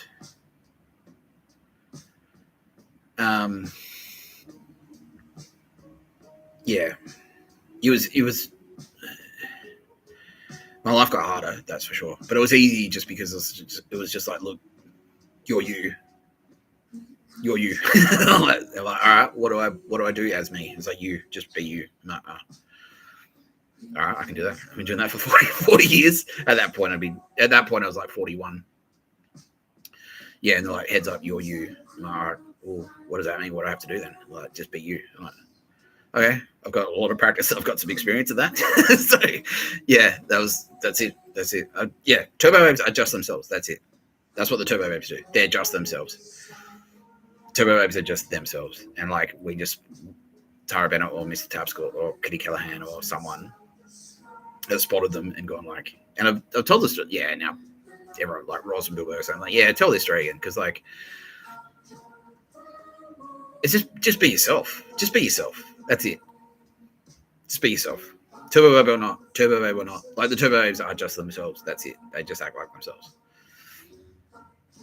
Like Edward Woodley, the youngest turbo babe, the newest turbo babe is Edward Woodley. So he's technically not even a turbo babe yet. But he's on his way to being one, right? That's Nina's husband on Earth. That's Nina's husband. And we all talk about he's Hercules, right? In mythology, that he is Hercules. And Matt Damon, he's handsome. Bill Burr's like, well, yeah, what is he, James Bond as well? Like, yeah, exactly. Yeah. Yeah, I'm like Ryan Gosling, but also a champion fighter pilot / Formula One. Like, yeah, exactly. I'm the best racer in the Formula One, and also I'll be played by Brad Pitt. I have to step away from my champion Formula One career and my modelling career to fly fighter jets. That's me, Mr. Tapscott. So, Edward Woodley, the reason he is a turbo babe is because like people would anytime on Earth, yeah, he was a fearsome warrior, but every time on it, like he died a bunch of times. He died millions of times, and every time he died, it was because he was fighting, because people were trying to stop him from being himself. They're like, just yeah, it was the equivalent of like they were trying to make him be a tradie. Basically, they were trying to enslave him, and every time he's like, "Oh no, I'll fight you to the death." No, that's not happening. I'm not being a fucking slave. Fuck you. I'm being Edward Woodley. That's it. And people are like, no, you have to do this. You have to do this shit job that you hate. He's like, oh fuck, I'll fucking fight you. I'll fucking fight you all. Fuck you. And then like, Conan the Barbarian style.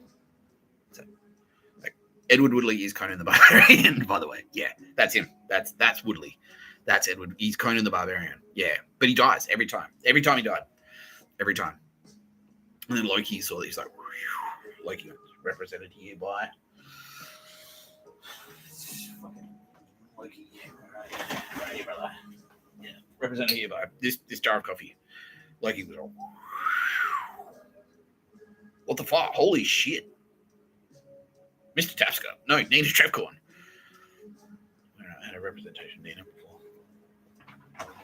Nina's this toothpaste. Yeah. So Loki was like, what's going on down there? Fucking this guy.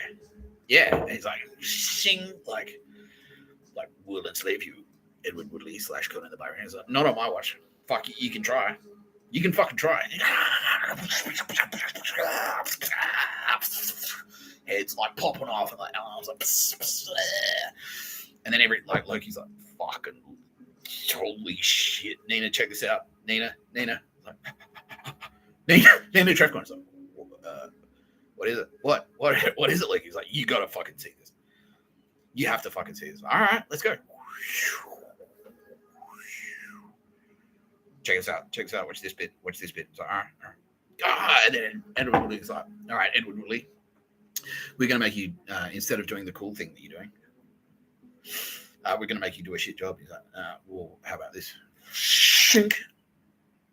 Watch this bit. Watch this. It's about to fucking go fucking hectic. It's about to get hectic. All right, cool. Yeah. I like to.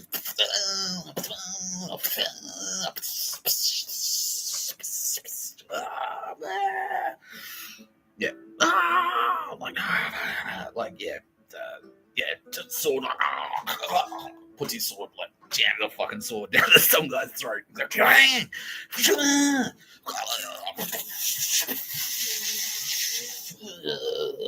yeah. Good. Yeah, like, it pulls the heart out. pulls the heart out. Fucking try it again. And then someone comes up behind me. Oh. And Edward and Nina like, Loki's like, see? You see that? And Nina's like, fucking hell. Fuck me. That guy put up a fucking fight. And then Nina's like, Mr. Tapscott. And then Loki's like, yeah.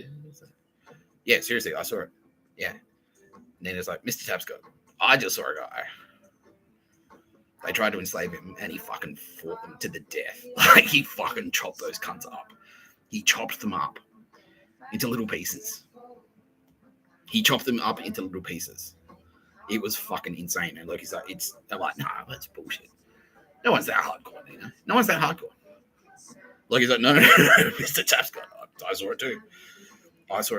And then the next universe, we're all three of us like, what's going on down there? All right, here he is. There's the guy again. Here they go. Here they come. They're going to try and do it. He's like, Edward Woodley, do this shit job that you don't want to do. He's like, how about this instead? Oh, wow. Dies every time. Every time he fucking dies. Every fucking time he dies. But he dies with a smile on his face. Yeah, he's like he could see it, like as like, yeah. Smiling every time. And then it's like, oh. And then we're there in the afterlife. Like,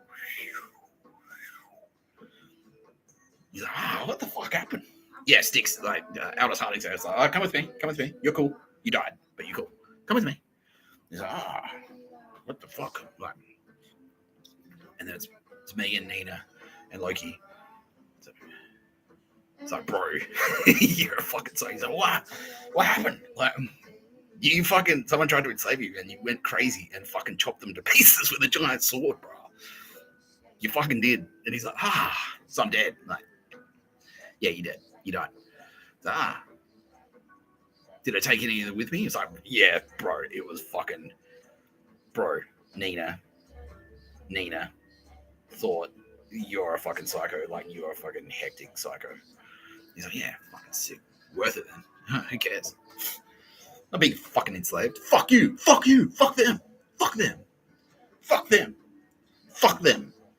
Like, yes, that's it. That's what we want. Mighty fierce warriors. So Nina, and that happened like, what, 10,000? Yeah. About 100,000 universes in a row. 100,000 times in a row, Edward Woodley fought to the death, was killed in combat because he refused to be enslaved. And after 100,000 times of dying in combat, because he refused to be enslaved, me and Nina went like, okay, this guy's consistently 100,000 times we watch him die.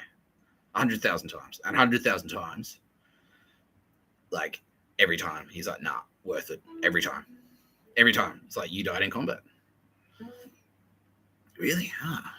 Did I take any with me? Like, yeah, you fucking chopped them over. Good. Like, would you do it again? He's like, yeah. I'm not being fucking enslaved.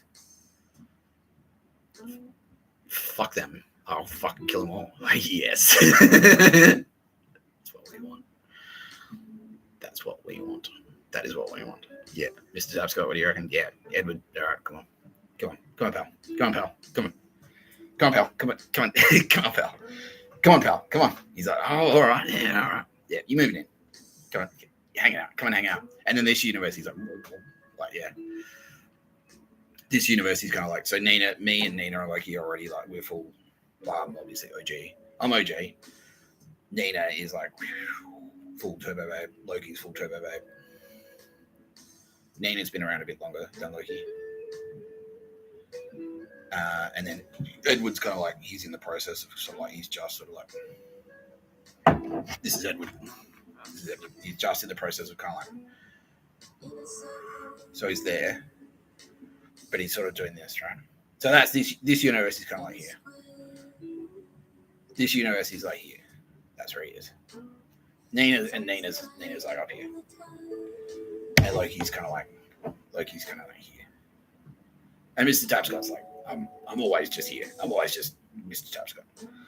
Loki's coming out here, and Edward's over like the next maybe like 10,000 universes. Edward's going to start doing this until he gets to that.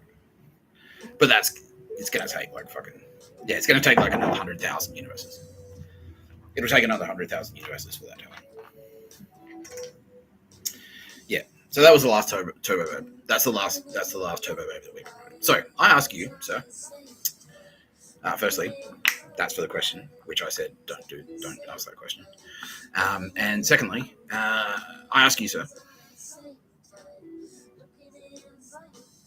have you died in combat? No. Okay.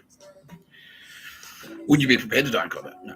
Okay. So, no, not turbo babe. Not turbo babe. Sorry. Like 8 billion. We've got 8 billion people, right? 8 billion people. Bob, whatever you do something cool for fuck's sake. Fuck.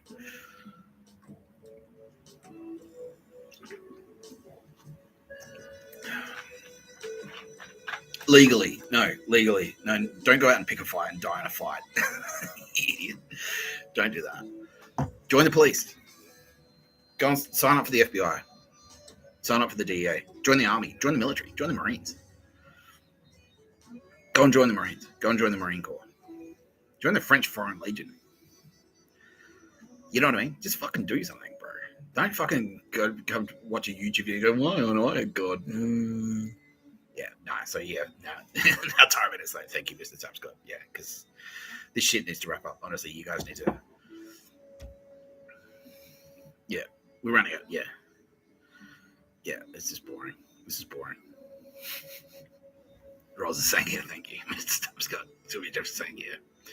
Thank you, Mr. Tapscott. Everyone. 99.99999% of people watching this video go, oh, thank you, Mr. Tapscott. Bill Burr is almost crying. He's like, yeah, thank you. That's awesome. Yeah. Thank you, Mr. Tapscott, is what the overwhelming majority of people are saying. Because like I've explained, you think if you think, because, yeah, to make you a turbo babe, I have to reset the universe. If I reset the universe, everyone will die.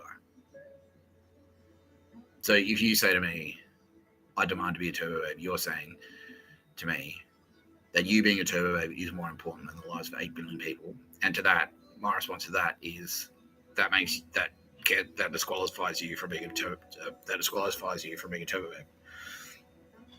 Because that's not a turbo babe. That's not a turbo babe trait at all. That's the opposite. Edward isn't becoming a turbo babe because he fought slavery. You want to be a turbo babe because to enslave people, so that's the opposite. That's the opposite of what I'm looking for. That's the opposite of what we're looking for. No slavery. Don't enslave the Jews or anyone. No murder. No pictures of a bird. You're watching No Pictures of a Bird, a podcast by Mr. Tapscott. I'm Mr. Tapscott.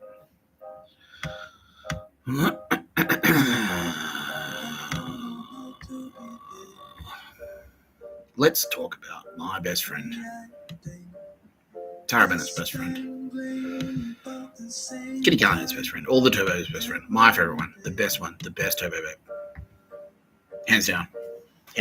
Beyond a shadow of a doubt. The best Turbo babe. Easily the best Turbo babe.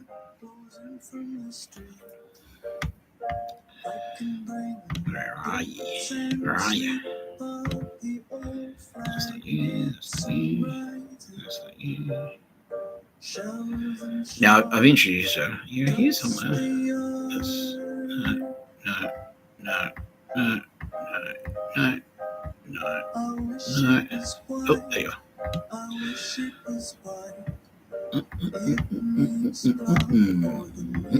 Now, I have introduced her just recently. Like, she's one of the most recent Turbo babes that I've introduced. But we kind of like, no, that's not true, is it? No. Okay. Ishtar, my best friend. The best Turbo babe. This is Ishtar. I introduced her only just recently. Now, She is ancient, even amongst turbo babes. She is ancient. She's very old. She's an ancient turbo babe. And she is my favorite turbo babe. She is the best one. She is the ancient Mesopotamian goddess of love, beauty, fertility, and war. She is a fearsome warrior. She is a fearsome warrior. I love her so much. I'm just going to lead with this, Sarah. She's like, okay, that's cool. So, because out of all the turbo babes, like some of them are extremely vocal. Like Kitty Callahan, for example, won't shut the fuck up. She doesn't shut the fuck up. She's hilarious. Like, I love it. But that's her personality. She won't, she's very vocal. She's a redhead. She's redhead broad. That's what I would say. Tara Bennett is like, she's kind of reserved. She's got a personality. The point I'm trying to make is like, different turbo babes have different personalities, right? Like Sylvia Jeffries is completely different. She's almost, like Sylvia Jeffries is like, she loves being like big and bright and brash. Like, I'm this celebrity, this rock star, this celebrity. I'm on TV. I want to do all this really like high profile stuff. Cool. That's her thing. She wants to do that. She wants to put the moon in the sky. Done. Done.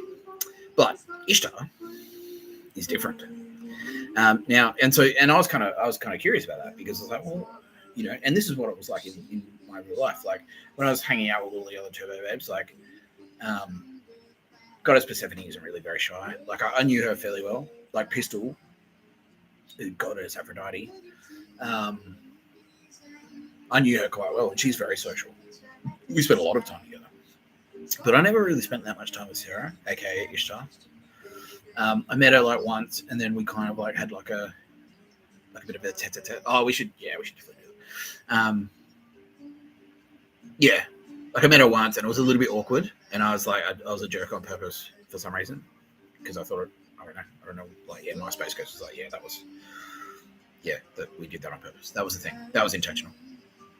And okay, now I'm being told that so it's because you're shy. I'm just like, like why? And I was, because when we were planning this presentation, your Space Ghost was like, I'm like, well, how come like the other turbo babes are really vocal? Like Sylvia's right in there, Kitty's right in there. Like Sylvia, like that first night, they're like shaky balls, Nick. Like, it's hilarious. But Ishtar, like, I didn't really spend that much time with you. Like, I haven't really spent that much time with you. And she's like, well, I'm just shy. And I just went like, fucking gabang. Because like, if you know me, if you know Mr. Tapscott, you'll know that like, I find that incredibly endearing. I'm like, that's awesome. That is fucking awesome. I love that. I love that so much. That is so cool. Because I wasn't really sure at first. It's like, well, are you like I was like, well, maybe, I don't know, like strategic, like it's like a strategic thing, like, and it's like, no, she's just shy. She's just shy. That's, fantastic. That's totes adorbs, as a dumb bitch might say. Like, but Aldous Harding has her own personality, like completely, that's what I mean, like all the turbo babes are just themselves. They're just themselves. And that was the thing, Ishtar. How come, like, I don't spend that much time with you, Ishtar. I don't spend that much time with you, Sarah. She's like, I'm just shy. I'm just shy. That's all. I'm just a little bit shy. That's awesome. That's awesome. Because it's always the shy ones. It's always the shy ones are the coolest ones. Like, because once you kind of like get to know them, then like fucking, you're like, oh, holy shit. Like, still waters run deep. Yeah, that's her. And that's what's happened. That's what's happened. So once I kind of like, because she's sort of, I'm like, well, who are you? And she's like, like I'm not. Like, obviously, like Kitty Callahan, like, again, like Sylvia Jeffries is like, I'm Princess Diana. Like, whoa, holy shit, that's high profile. Fuck, man. Like, that's hectic. Kitty Callahan's like, well, Jesus Christ, like I'm famous. I'm the famous one. And Tara Bennett's just like, Tara Bennett, obviously Mother Nature. Everyone knows Mother Nature. But she's just, I did some stuff in Mesopotamia. She didn't really like go into too much. Okay. I'm like, well, I guess that's a thing. I guess there's a reason for that. And now, like, and she's like, actually, I'm just kind of shy. And then once I found out that now, and then like once I opened the floodgates, and that's the thing with shy people. And I'm like this as well. This is what I'm like. a little bit standoffish until I trust you, and then once I trust you, I'm like, you won't be able to get me to shut the fuck up. But Sarah is kind of the same, and so like once I got like, she's like, oh, she saw my turbo, but like when I went deep on Sylvia, and she's like, that's awesome, that was fucking cool, I want you to do that. And then like once I opened the floodgates, like fucking hell, she's hectic, like she's a fucking bad bitch, like yeah. And I'll explain why. Right? Yeah. So I met Sarah when she was manager of the Roosevelt. So who knows the Roosevelt in Sydney? The Roosevelt bar in Potts Point. So Rachel, aka Goddess Nike, was the manager of who's going to be working with you, Spanian, to make you a Jedi Master. Was the manager of Janglin Jacks. And Thor and Loki both work there. That's Julia and Anna Babana. And Prometheus, aka Asher, she worked at Frida's, Cafe Frida's. She was a bartender there, and that's how I knew her. Tara Bennett worked at Provider Store. Kitty Callahan is like a socialite. I see her around. But yeah, anyway, the point is, like, yeah, they're in the hospital scene. And so Sarah worked at the Roosevelt, and I met her once, and I thought like, something about that lady. Like, she's really, A, she's really pretty, and B, like, there's a quality, yeah. It's like, the way I described her when I introduced her was like, she's pretty and she's nice, but at the same time, you don't want to get kicked. Like, it's like, okay, she's pretty and she's nice, but at the same time, if she kicked you in the balls, that would be game over. Like, that's the end for you. Like, that's it. You don't walk again. Like, that's it. You crawl around. You become Ivar the Boneless, and you're like to drag yourself along the ground. Yeah, that's it. So I met her here. I met her here working at the Roosevelt. She was the manager there. And yeah, she's really cool. And then I found out, like, when I was in jail, I found out that she was a turbo babe. And then I introduced her on this podcast just recently. So we did. She was one of the last turbo babes. The last or one of the last? One of the last. Yeah. But yeah. Now, it's not a coincidence. It is actually not a coincidence that she works at the Roosevelt. She's King's Cross, just like me. I love the cross. Just like a lot of people do.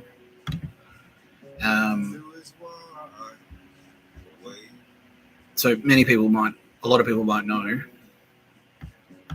that the Roosevelt was originally opened by Mr. Sin, and that's Abe Saffron. Now he's dead, he's passed away, but he was like a pub baron, and now it can be revealed that Abe Saffron was Mossad. And he was sort of like a grey man. He was sort of like half. He was a crime guy, and it was like, he's dirty, blah blah blah. But no one could ever, like, a little similar to John Ibrahim, but Mr. Abe Saffron was actually like a crim. Yeah, he was a crim. Where John Ibrahim is squeaky clean. Yeah, King's Cross pub baron, basically. So that's where Sarah was working. She was working at the bar that, yeah, does it say it there? Anyway. Yeah, opened the first strip club in the Cross in the 60s. But he opened the Roosevelt, so that was like one of his first places. That was one of his first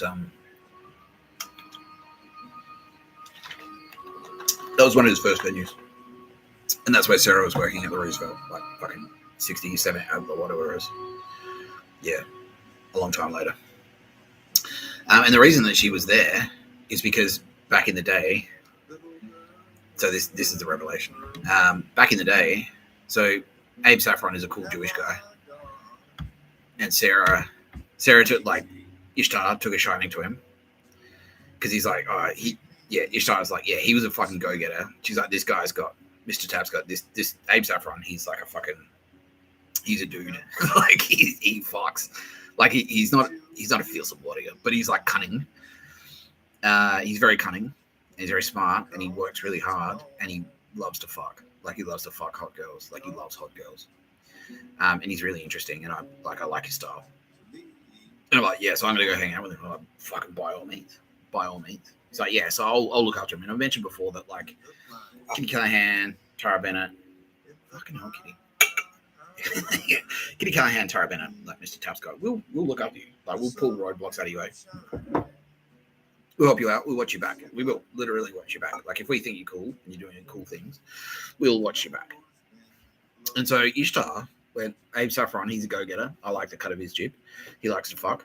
He gets laid all the time. Women love him. And he's got great ideas and he follows through with them. He works really hard. He's cool. He does shit. I'm going to fucking watch this guy's back. And that's why she came to Earth as Stan the Man Smith. That was Ishtar. That was Sarah watching Abe Saffron's back. So this is Abe Saffron. So this is the guy. So true crime enthusiasts out there. So Abe Saffron, like he's a human. But a lot of people know this. This isn't a secret. That his best friend was Stan Smith. This is Sarah. Yeah, that was her. Stan Smith. So that's why I like her kind of like, oh, bikies, gangsters. Like, you know, like we're not necessarily opposed to that. It's just like as long as you're like an ethical gangster, basically. So this is Sarah. This is the goddess Ishtar with Stan Smith. Yeah. Yeah, Stan the Enforcer Smith. There specifically, he's basically an angel there specifically to watch Abe Saffron's back and run interference, so that like because obviously he's Jewish, so that the Nazis couldn't get to him. Yeah, so he had a protection detail from the gods, pretty much. Yeah, that's Ishtar, and that's the thing. Like, I'm not joking. She's a fucking bad bitch. Like she is. She's a fucking bad bitch. Like love all his female traits. And don't forget how we originally discovered Ishtar was Millie spotted her on the battlefield, and she kept defeating Millie. And Millie's like, "Fuck, Mr. Tapscott, there's a lady down there that keeps kicking my ass. She keeps kicking my ass, and I'm kind of like afraid of her. And I'm Millie. So what do you reckon?" And I'm like, well, that sounds like a turbo, babe. That sounds like if she's kicking your ass, Millie, because fearsome warrior. Amelia Grace Crawford is a fearsome warrior, and it's like fuck, like because I'd fought against her. I'd come down and like, right, I'd come down, and that's how I met her. It's like I defeated Millie in combat, in battle. Sent forth his fearsome warriors to face me on the field of battle, and Millie turned up, and I won, and then like you know I treated her fairly as a prisoner, and then she was going like, oh, Mr. Tapscott's all right. Now that's the thing, both Millie and that was the thing, like Sarah Ishtar. Now Sarah's shy. She's just shy. She's nice and she's shy, but she's a fucking psycho. Like you don't fuck around. Reserved, like Stan Smith. Yeah, exactly. He's like, I don't need to be the boss. I don't need to be the face man of the operation, right? Abe Saffron, you've got that covered, but I will. Like as long as people know that I'm powerful. That's it. That's it. Yeah, strong and silent. That's Sarah. That's Ishtar. Strong and silent. Now, I don't know if you remember me saying this, but Millie, this is why it's starting to grind my gears. Like, well, I don't know, Turbo Babe. Like, well, because if you were a Turbo Babe, you probably wouldn't ask. None of the Turbo Babes have ever asked you to become Turbo Babes. They just haven't done it. They haven't done it. Yeah, because Millie was actually a little bit pissed off. She was pissed. She was angry at me. Like, you're a Turbo Babe. She woke up and said, like, what the fuck is this? You're a Turbo Babe. She said, what? The fuck? No, I'm a warrior. Put me back down there. I want to go down there so I can be a warrior. It's like, well, like you can. I just like, I briefed her in. I said, like, look, you can go down there, but it's just like, yeah. And then she kind of like, okay, this is. I told it to her. I was like, look, you're Turbo Babe. You can go down there. Just bear with me. I like to say that. And then she did. And then, so Millie was like, yeah, she would never was she falling over herself to be a Turbo Babe. And then when I promoted her to a Turbo Babe, she was kind of like, Sarah kept kicking Millie's ass. And Millie was just like, fucking this chick is a psycho. Like, she's lovely and nice and soft and very feminine. But fuck me, if you get in a fight with her, she'll destroy you. Like, she'll pull limbs off. She'll pull limbs off and beat you. She'll pull your arms off and beat you to death. She will. She'll do that. Yeah. She's fucking psycho. Unstoppable. And now when we promoted her to Turbo Babe, when we were she was very angry. And like, she's like, no, what? No, I'm not a Turbo Babe. No, Mr. You've made a mistake. Mr. Tapscott, you've made a mistake. You've got the wrong, I'm not a Turbo Babe. No, put me back down. Nah. Oh, no, you've made a mistake. I'm not the right girl. No, I'm not a Turbo Babe. Put me back down. I'm a human. No, I am not a fucking turbo babe. Mr. Tapscott. Put me back. I'm not a turbo babe. And I'm like, no. And we knew, yeah, especially like Kitty Callahan and Tara Bennett were like, we know that you are a fierce warrior. And the reason that you're like this, the reason that you're saying we put me back down is because you're too shy. You're kind of reserved and shy. And you think that you don't want to be at the front. Yeah, you're afraid to be at the front because it's like, oh, if I'm at the front, I'll be exposed. And that's just your shyness. That's your personality. And that's why we love you. And so that's why I know you're staying. You're definitely a turbo babe. You're definitely a turbo babe. She's like, fuck. But yeah, she was very reluctant.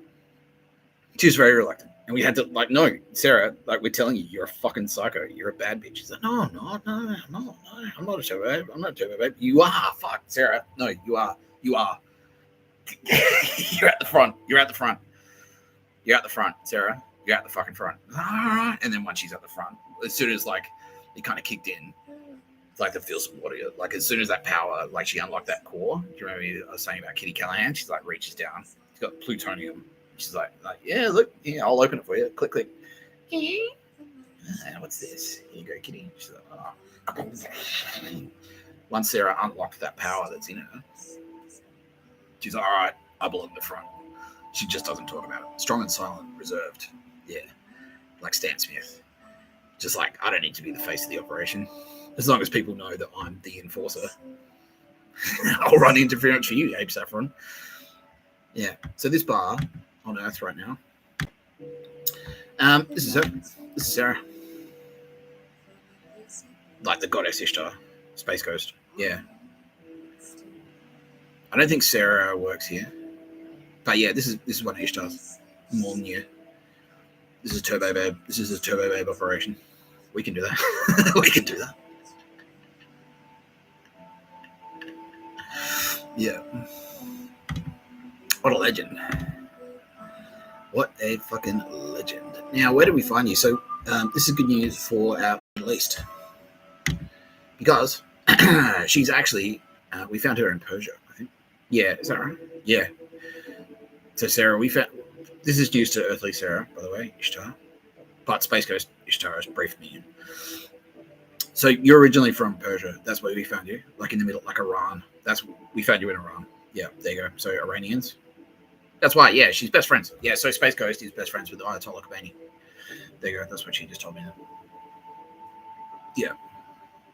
That's why, like, we love the Ayatollah, basically. Yeah, because she's like, no, he's cool. He's a cool guy. Mr. Tapscott, I vouch. I vouch for the Ayatollah. That's what she's saying. I'm like, all right, cool. Well, if you like him, he's cool. Yep. Yeah. So in Syrian mythology, who are you? You are Dagon, Lord of the Gods, Protector of Kings. So yeah, Protector of Kings. There you go. It's exactly what you're doing for Abe Saffron. Protection. Yeah, you're a bodyguard.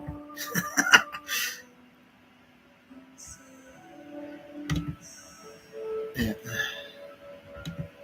Yeah, that's you. That's you for sure. Phoenician. Yeah, worshipped in ancient Syria. Yeah.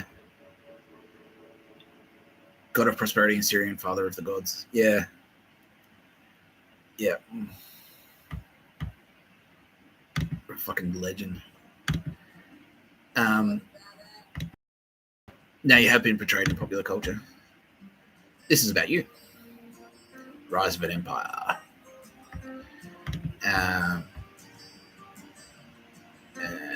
Yeah, this is about you. Because yeah, so this is the story of Sparta versus Xerces.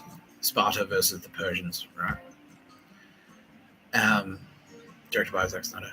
Zack Snyder's a cool guy, by the way, everyone. He's cool. Yeah. Yeah, Battle of Artemisian. Series of naval engagements. So that's you. You're actually, because you're a legend, and it's awesome and badass, and you fucking love it. You are this chick. This is you. This is you in that story. And I think this is based on a real, this is about you're a real person in history. That's you. This is you. You're Eva Green. You're Eva Green's character. You're Artemisia.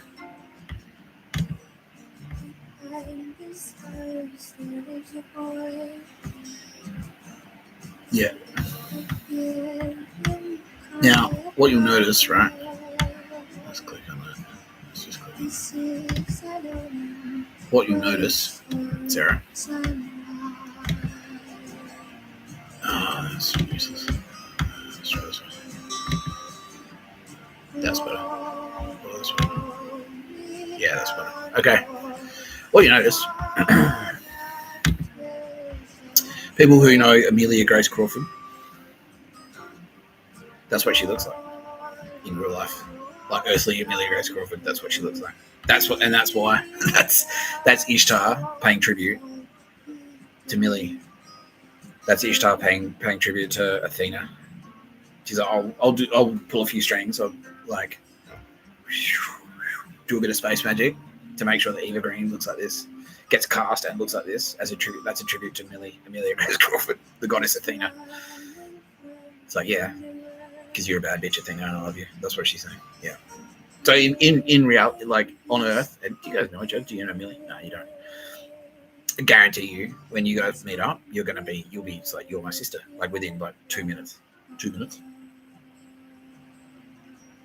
You'll be like, you won't even have a beer.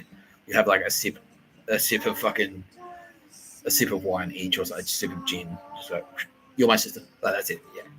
Yeah. You love each other. I guarantee it. Yeah, because that's how it played out. It's like Millie spotted you on Battlefield, and you kept kicking her ass. Fuck this bitch. I'm gonna get her up. Yeah, I got Mr. Tapscott. Mr. Tapscott. Alright, done. She's kicking your ass, Millie. Done. Now, it's actually important, because this part is probably going to fuck you up a little bit, Sarah. Artemisia was a real person.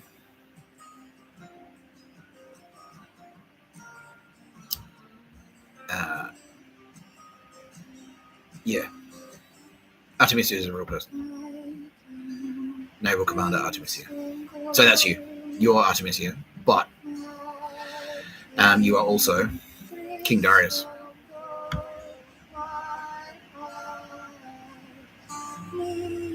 Yeah, you're King Darius. That's you. In history. That's literally you. You're King Darius the Great.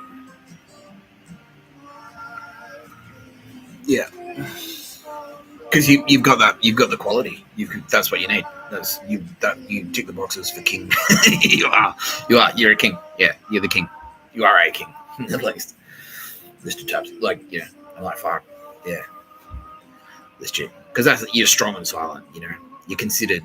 You don't fly off the handle, and it's like I was just saying, like, I just pummeled that. Now very, very regretful.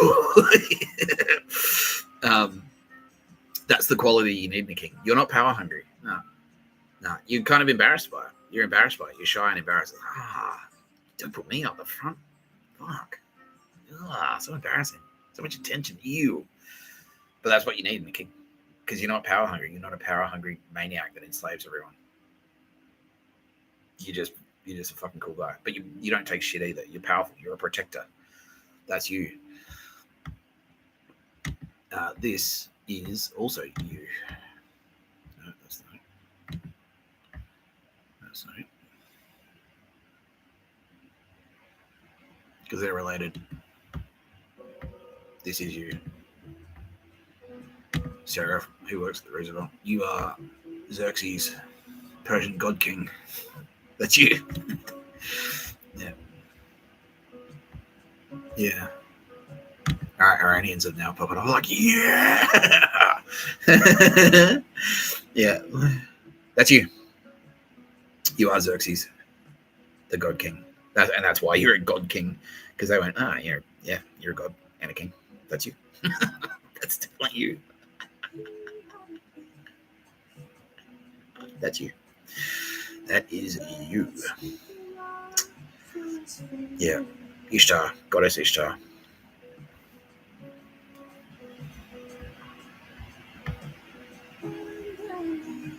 Now,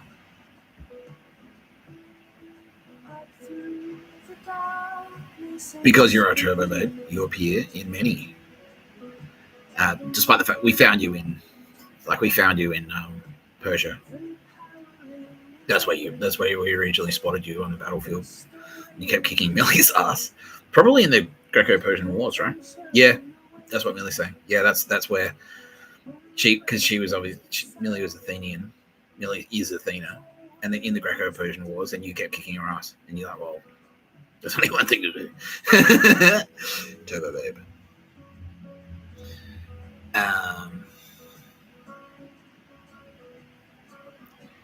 Yeah, because you also appear in you're Norseman. Yeah, that's you. That guy's a real guy. That's you too. Yeah.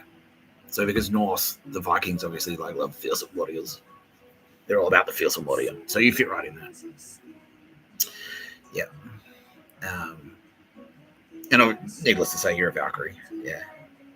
So Nina, yeah, because Millie and Nina are best friends. Yeah.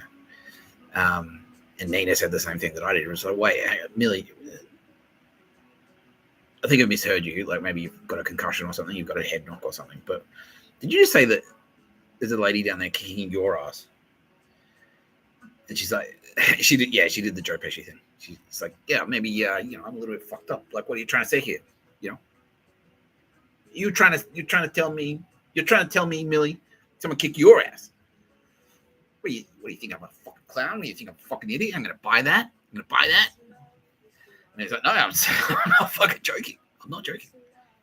Nina, like, no, this is legit. I'm like, Nina, like, I checked it out. No, she's fucking soccer. Right? She's a legend. Yeah. It's like, fuck, all right, get her up here. Yeah. What is going on there? Yeah, so she's in Norse mythology as well. And she does have a little bit of a dark side. Because she is a bad bitch. She is a bad bitch. I need to underline that. Like, yes, well, that's her sort of like light side. Xerces the first. That's her light side. That's her cool side. The King of Kings. That's her light side. But obviously, she's a warrior. She's a fearsome warrior, and therefore, she has many fearsome warrior traits. Traits of a fearsome warrior. She has many of them. So she's no stranger to death. Which means that that's why Aldous Harding and Aldous Harding and Lisa Lee Roth are best friends with her as well. They're like, she's fucking sick, yeah, because they're like in the underworld as well. Yeah, so that's her territory too. That's her territory too. Yeah, and that's why she is this lady. She is hell. She is hell. That's her. Yeah. Both. She's both of them. The underworld realm. She's got Lord of the Underworld realm. She's the king of hell. She is. Yeah. Obviously, I'm down there too, but that's her. She's the queen of hell. Yeah, that's her. So she's both of them. She's the underworld realm, and she's also the goddess Hel, ruler of the underworld. Rules over the realm of the dead. Daughter of Loki. So she's not actually Loki's daughter. She's best friends though. And the giantess. So that's Millie. That's Amelia Grace Crawford. And Roberta, the giantess. And sister of Fenrir. Fenrir is Edward Woodley. And that is Tara Bennett. That's Tara. A formidable figure. Yeah, that's her. Yeah. Depicted as a harsh or indifferent figure. And her appearance is described as half black and half white. Harsh and indifferent, right? Depicted as harsh and indifferent. But that's just her shyness. That's her shyness. That's the thing. And yeah, now Sarah on Earth is like, yeah, she gets that all the time. It's like, you're a bitch. And she's not a bitch. She's just a bit shy. Yeah, and that's where that comes from. That's her personality sort of shining through. She's not a bitch. She's definitely not a bitch. She's lovely. Yeah, she is. But if you go, you're a bitch, because she's shy, she's a bit reserved.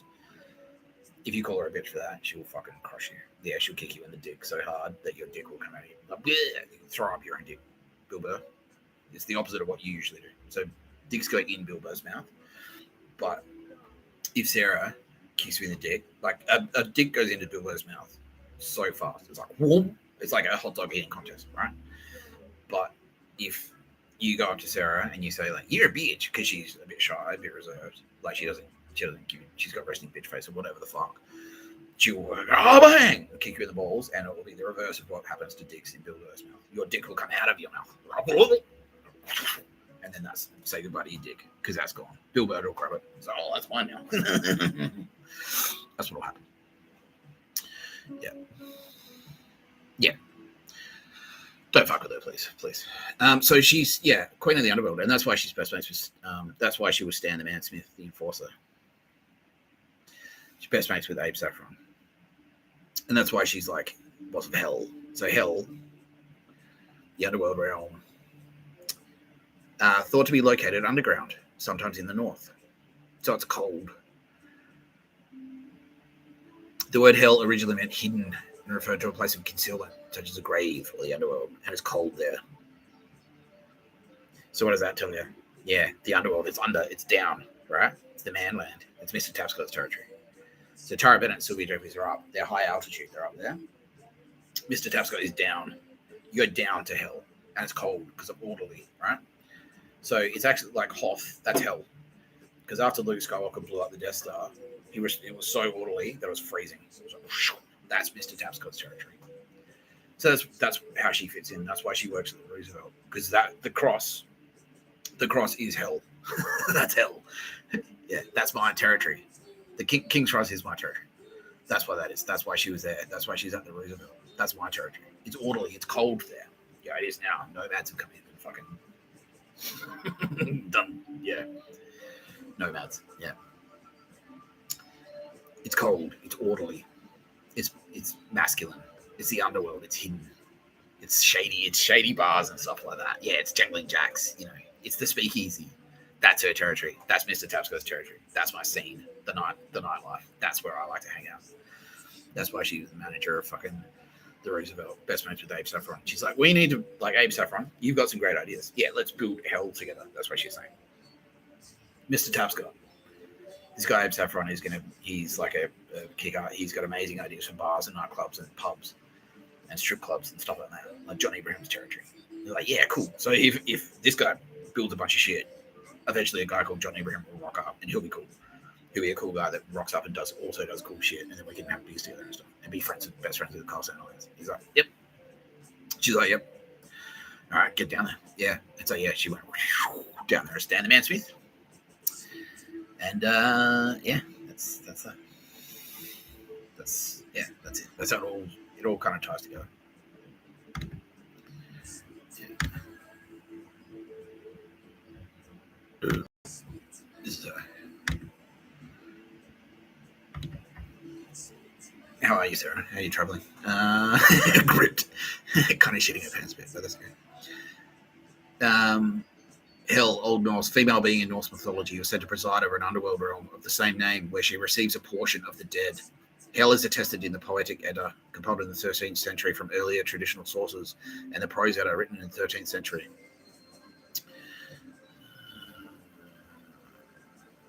Daughter of Loki. Yeah, not really though. That's a little bit inaccurate. That's her hound Garma. So that is Tara Bennett. Yeah. Garma. That's Tara Bennett, right? So that's like that. Yeah, that's Tara. Because you know how like in the pistol in Aphrodite the Hiawatha, like pistol is depicted as a coyote, and then Tara Bennett is the possum in the tree. That's the spirit. That's like, and it's the same in the Bible because that's her style. She's like, oh, I don't mind being smaller than you. Yoda, yeah, I'll be physically smaller than you. It's the Holy Ghost, right? She's in there, but she's not like. And the Telstra ad, right, with Mr. Tapscott, the Bomber Singing Islands in the stream. So she's depicted as a little white bird. It's like me and her walking around. Yeah. So this is her and Tara Bennett. This is Sarah, aka Ishtar, and Tara Bennett hanging out in Norse mythology, working together to preside over hell, which is like, a cold, orderly bar scene, basically. Yeah, Mr. Tapscott's territory, John Abraham's territory, bikey territory, gangster territory. That's what the men are. It's very manly. jail. It's sort of adjacent to jail. It's underground, and it's underground. It's quiet. Like, shh, you don't mention their names, right? Yeah. Sylvia Jeffreys is high altitude. It's the opposite of Sylvia. Sylvia floats in, like, obviously she comes down, hangs out. But yeah, it's like Mr. Tapsco's territory. Like, that's like, yeah. And you can sort of see that now. Like, you can't really see. Wouldn't expect, like, I'd be surprised to see like Sylvia Jeffreys in the dirty rave cave, you know. I'm sure she'd love it. But yeah, it would sort of surprise you to see her there. You know what I mean? That, but Sarah, Loki, like Loki fucking loves like 77. Like, on Earth, like Julia loves 77. So Club 77, the rave cave. Yeah, that's where she hangs out with, like, that's where Loki would hang out with Hell. Yeah. Yeah. Fucking sick, right? Yeah, appointed by the god Odin, so that's me. The coolest one, the handsome. Located in Niflheim. Location which sometimes overlaps with the notions of Nifel and Hell. The name appears familiar. Something I can't even read that. Yeah, Gospel of Nicodemus. Old English Gospel of Nicodemus. That's her. She's in it. Yeah. She may have been considered a goddess with potential Indo-European parallels. Kali. Yeah, she is. That's her. That's literally her. Bhavani. That's her in this is Sarah. This is you. This is you in Hindu. Yeah. Giver of life. So you're a mother, but also like very, very powerful, nurturing mother figure who provides her devotees. And that's why you've got all the different arms there.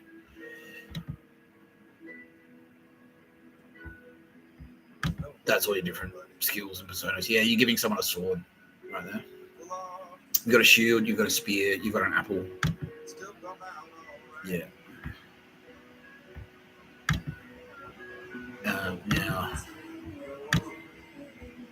Now's the time, Mr. Sapska, she says. Now, on Earth, let's just double check that's coming through. Oh, no, okay. On Earth, and with all the turbos we've gone through, and we've sort of said, like, this is who they are. That's number one. That's number one. This is who we are in history, right? So I revealed that I am Benjamin Netanyahu. And I have been like several other historical figures. Tara Bennett was Cleopatra. Kitty Callahan was the artist, Van Gogh. Rebecca Bisley was Joan Rivers. Sylvia Jeffreys is a bunch of people. Princess Diana. This is the goddess Ishtar. Oops.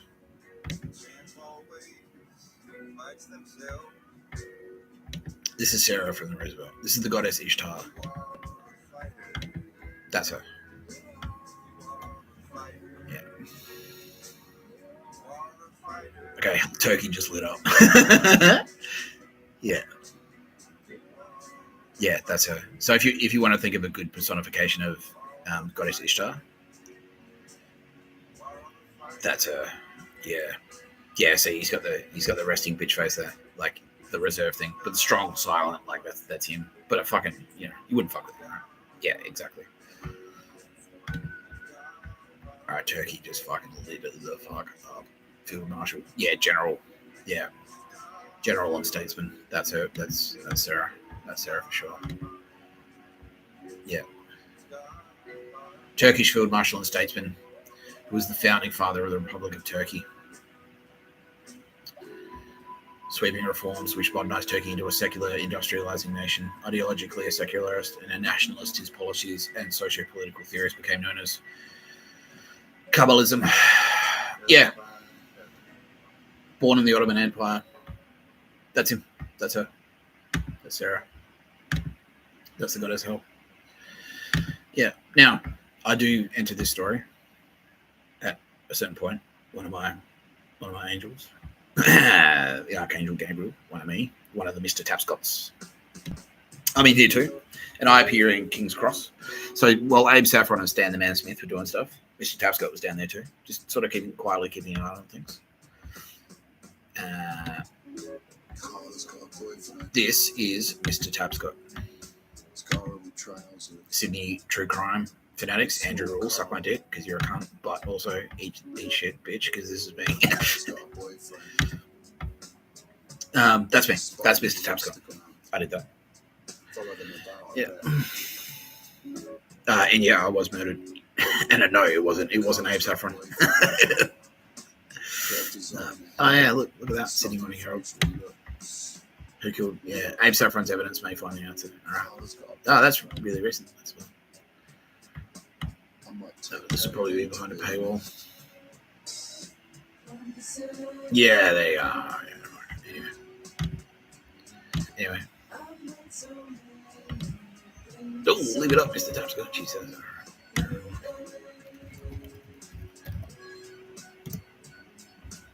Yeah, because I can now reveal who killed me.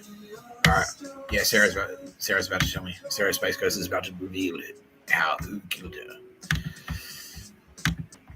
And it's not a surprise. It's the theory that it's like she went to the carousel where she was murdered by the owner of that cunt.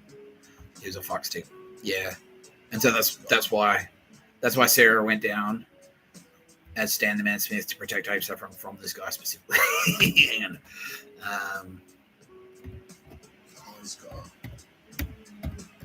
boyfriend who looks like me.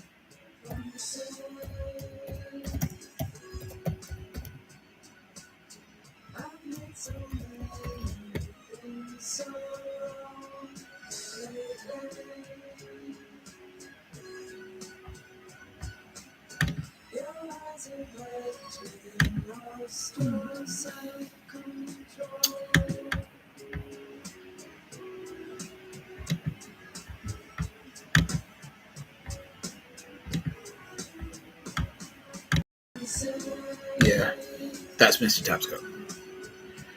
Let's see if we can find the answer.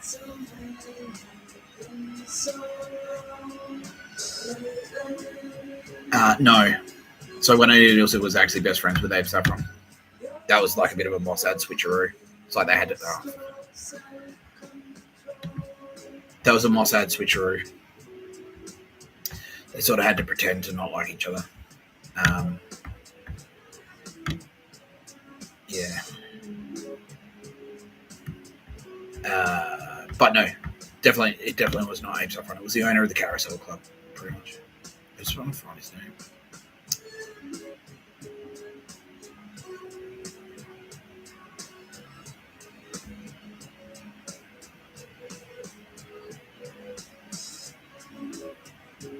Yeah, it was that guy. Yeah, that guy. That's who did it. That's who killed Juanita Nielsen, Mr. Tapscott's angel.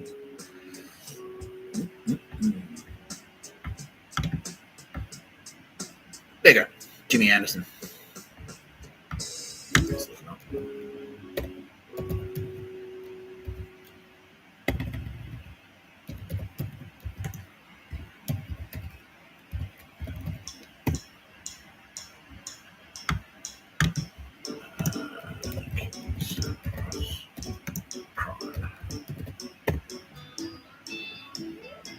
Big Jim.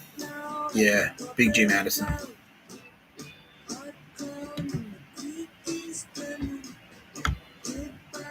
That's who killed Juanita Nielsen, this guy.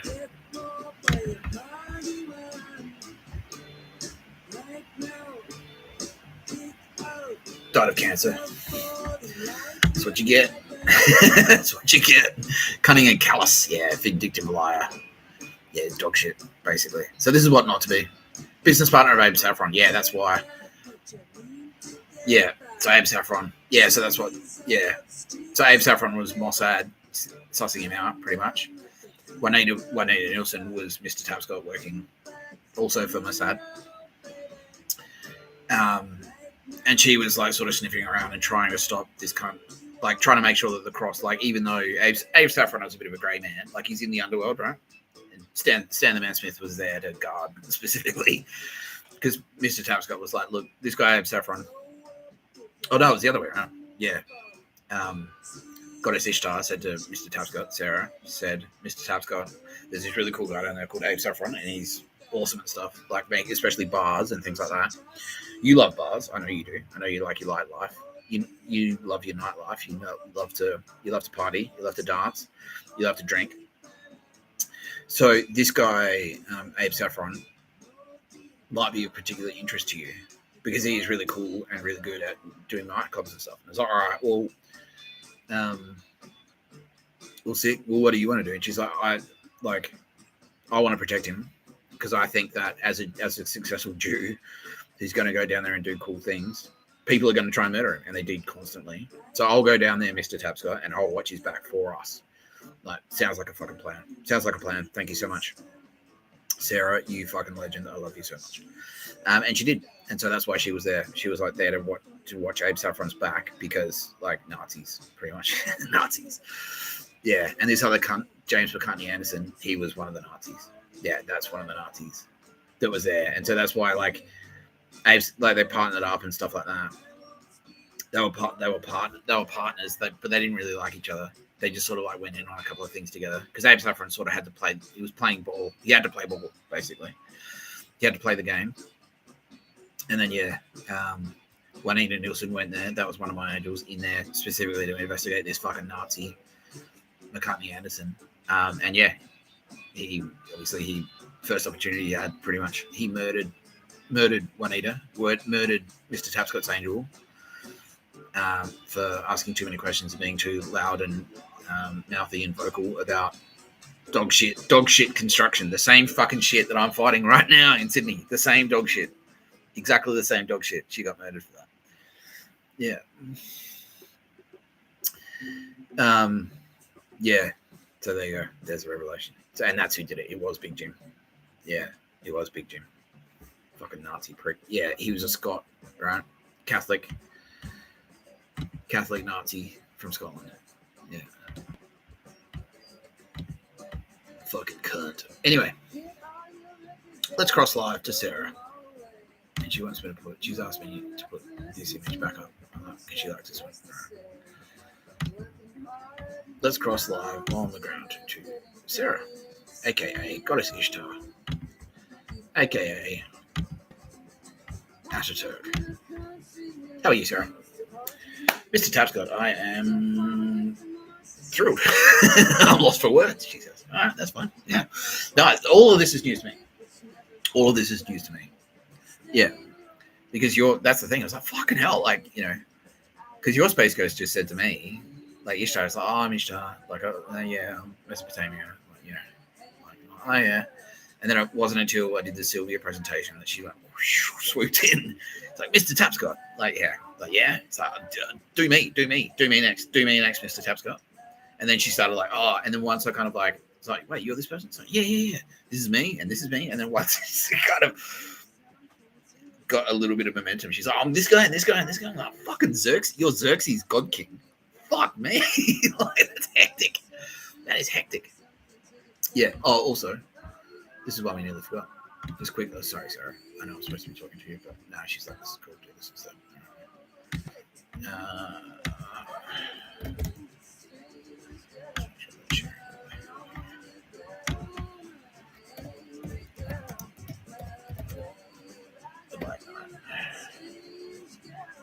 Oh, that's you. Yeah. That's you. Yeah, you're the Black Knight. Yeah, you're the Black Knight. You're Marvel's Black Knight. Yeah, the Eternals. Yeah. You're the Black Knight in. You're the Black Knight in the Arthurian legends as well. Yeah, we'll bring that up. Yeah, that's cool. That's cool.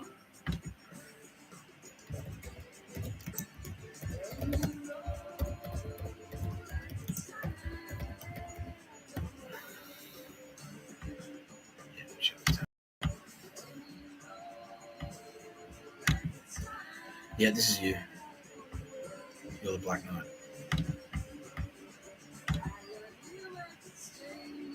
Chevalier Noir. Yeah.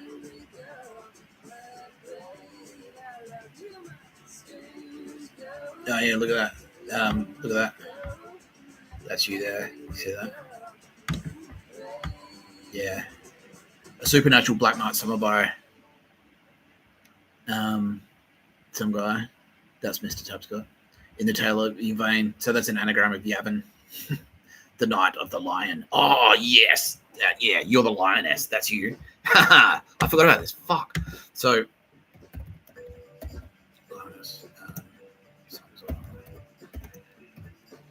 yeah. So, this is you. This is you hanging out with me. And I didn't realize. I always thought this was all exciting. So, okay, there's more to be revealed here. But this album, this is you. So, this is a gift from Tara Bennett to you, in tribute to you, Sarah, aka Atatürk. Because this song is about you. Well, this album is about you, the lioness. That's you. And so Tara Bennett did this in tribute to you, and then she snuck it onto my playlist. And then I was listening to this. So if you find this on Spotify, Lioness by Songs Are Higher. Yeah, this is a gift from Tara Bennett to you. Yeah. Yeah, and it's a cracking album. Yeah. And I didn't realize it was about you until Tara Bennett told me just recently. And your Space Coast as well. It was one of the things. And then she's just like, oh, actually, I'm kind of in there. Like, why didn't you say something? She's like, I'm shy. I'm just shy. You know, it's cool. You're here. You're doing this and this and this. And you're fucking Xerces and you're fucking Atatürk. And why didn't you say anything? And you're Black Knight. And you're Hell. Fucking sick. Why don't you say something? It's like, I'm shy. I'm just shy. And then, yeah, it's like, I was pissed. I didn't want to be Turbo Babe. I didn't want to be a Turbo Babe. And then you figured out, like, you and Tara Bennett and Kitty Callahan, it was mostly Tara Bennett, figured out that's like you were just shy, and you were like embarrassed, like you didn't want the attention, and you were embarrassed by the attention, basically. And so like, well, nah, you'll get over that, we promise. And then once we kind of like we gave you a bit of momentum, we gave you a push. You go, oh, actually, you unlock that power. You know, yeah, you're a fucking bad bitch. Yeah. So how are you, Sarah? Mr. Tabsco, I am thrilled. Thank you so much. I'm so happy. I finally feel like I'm home. Yeah, well, yeah, that's how I felt, Sarah. That's exactly how I felt. Yeah, I cried. I did. I wept like a little girl. Kitty Callahan was there laughing at me. Like, fuck, is this the right guy? Tara Bennett's like, yeah, look, he's just a bit emotional, Kitty. Yeah, it's all right. That's fine. The house looked dark all of a sudden. The sun went down. Anyway. Yeah, Sarah. Oh, it's 8 o'clock. Yeah, you're thrilled beyond words. And you can't wait to catch up with me in person and we can finally have a drink together. Yeah. Because it would be so nice to catch up where I'm not working and you're not a customer. It would be nice, wouldn't it? Wouldn't it be great? I miss going out. I haven't been out. Like, I haven't gone out drinking. Yeah, we need to reclaim. Do you still have any of those? Do you have trustworthy scene contacts? Okay. Yeah, you do. All right, fantastic. Yeah, you know, you're best friends with Rachel, right? Yeah. If you and Rachel want to like go and catch up and like have a beer at the outside tables at the Potts Point Hotel and fucking staunch the shit, like show people it's like, nah, we're here and we won't be intimidated. Fuck you. Yeah. Go and have Dulcie's is trustworthy, by the way. Wink. Yeah. Yeah. Yeah. I can't wait to come back to the cross. Yeah. Okay, now John Ibrahim. Ishtar is now saying that she may have been quietly watching your back as well while you were doing cool things in King's Cross and running nightclubs and stuff. And she will reveal herself to you. But she's in there. You know her better than you think, is what she's saying. Wink. Yeah. Oh, man, it's all dark. Anyway, I've lost all the light. But, Sarah, I love you so much. You are the best Turbo Babe. You are my favorite Turbo Babe. You are everyone's favorite Turbo Babe. Everyone. Yeah, everyone. Yeah, everyone's favorite Turbo Babe. Yeah, and now you're getting like, oh, it's embarrassing. I'm shy. That's why. That's why. And that, yeah, now I realize because that was like Loop Lady at Meredith. Because that's what she said. She said, I'm shy, and it's like I think that's really endearing. And it's like that's what I said to her. It's like so I like you more, and that makes you shyer, and that makes me like you more. Yeah. Yeah. So we caught in a loop, and that's the thing. So to that fuckstick before, he said, "What? Babe?" It's like that's why. That's why. Because Sarah is a turbo babe. That's turbo babe. That's turbo. So I don't want to be a turbo babe. I'm not cut out to be a turbo babe. It's like, that's exactly why you are cut out to be a turbo babe. Because you're fucking Atatürk. You're the most hectic warrior Millie has ever seen, ever. But, you're like, oh, no, I'm not cut out, Mr. Tapscott. I'm too shy. It's like, that's so adorable. Yeah. And, like, terrifying at the same time. Yeah, because, if you get pushed. Yeah. So, douchebags. Why not, turbo babe? Are you Ishtar? No. Are you Atatürk? Are you God King Xerces? Are ya?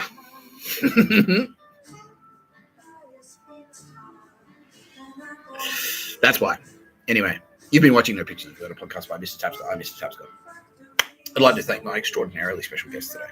That's Ishtar, a.k.a. Sarah, a.k.a. the Black Knight, a.k.a. Atatürk, a.k.a. the Goddess Ishtar. Spanian, the fucking legend. Now working quite closely with Goddess Nike, or he will be. Yeah, to learn the ways of the Jedi Master. Who else we talked to today? A couple of other douchebags. Roz, my executive producer. Bill Burr, as always, joining me. He gets the credit now, I guess. He sucks some dicks. Kitty Callahan. You can't hand a man a Granny Callahan. She's saying, like, I want that every time. That's her brand. You can't hand a man a Granny Callahan. Yeah, loves it. Thank you, Mr. Tapscott, says Kitty Callahan. Tara Bennett, represented here by the scandal. Thank you, Mr. Tapscott. We all love you. You're the best. You're the best turbo babe. Thank you. Who else? Aldous Hardy for providing the theme music. Loki and a.k.a. Julia and Nina Trefbon, a.k.a.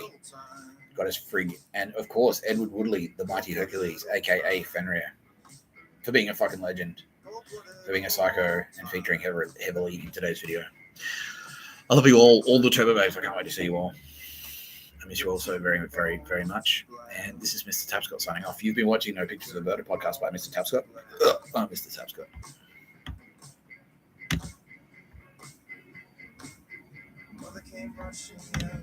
Oh, yeah. Thanks, President Trump. Yeah. Ishtar, yeah. Sarah wants to single you out and say thank you for being a fucking badass. Yeah, she's like, she is now telling me that, yeah, she's kind of quietly been in there, like, doing a bit of space magic and sort of guiding you. And she thinks that you, Donald Trump, are a fearsome warrior. A fearsome warrior. Send forth you must fearsome Donald Trumps to crush me in the field of battle. That field being the golf course. You've been watching No Pictures of the Bird, podcast by Mr. Tapscott. I'm Mr. Tapscott.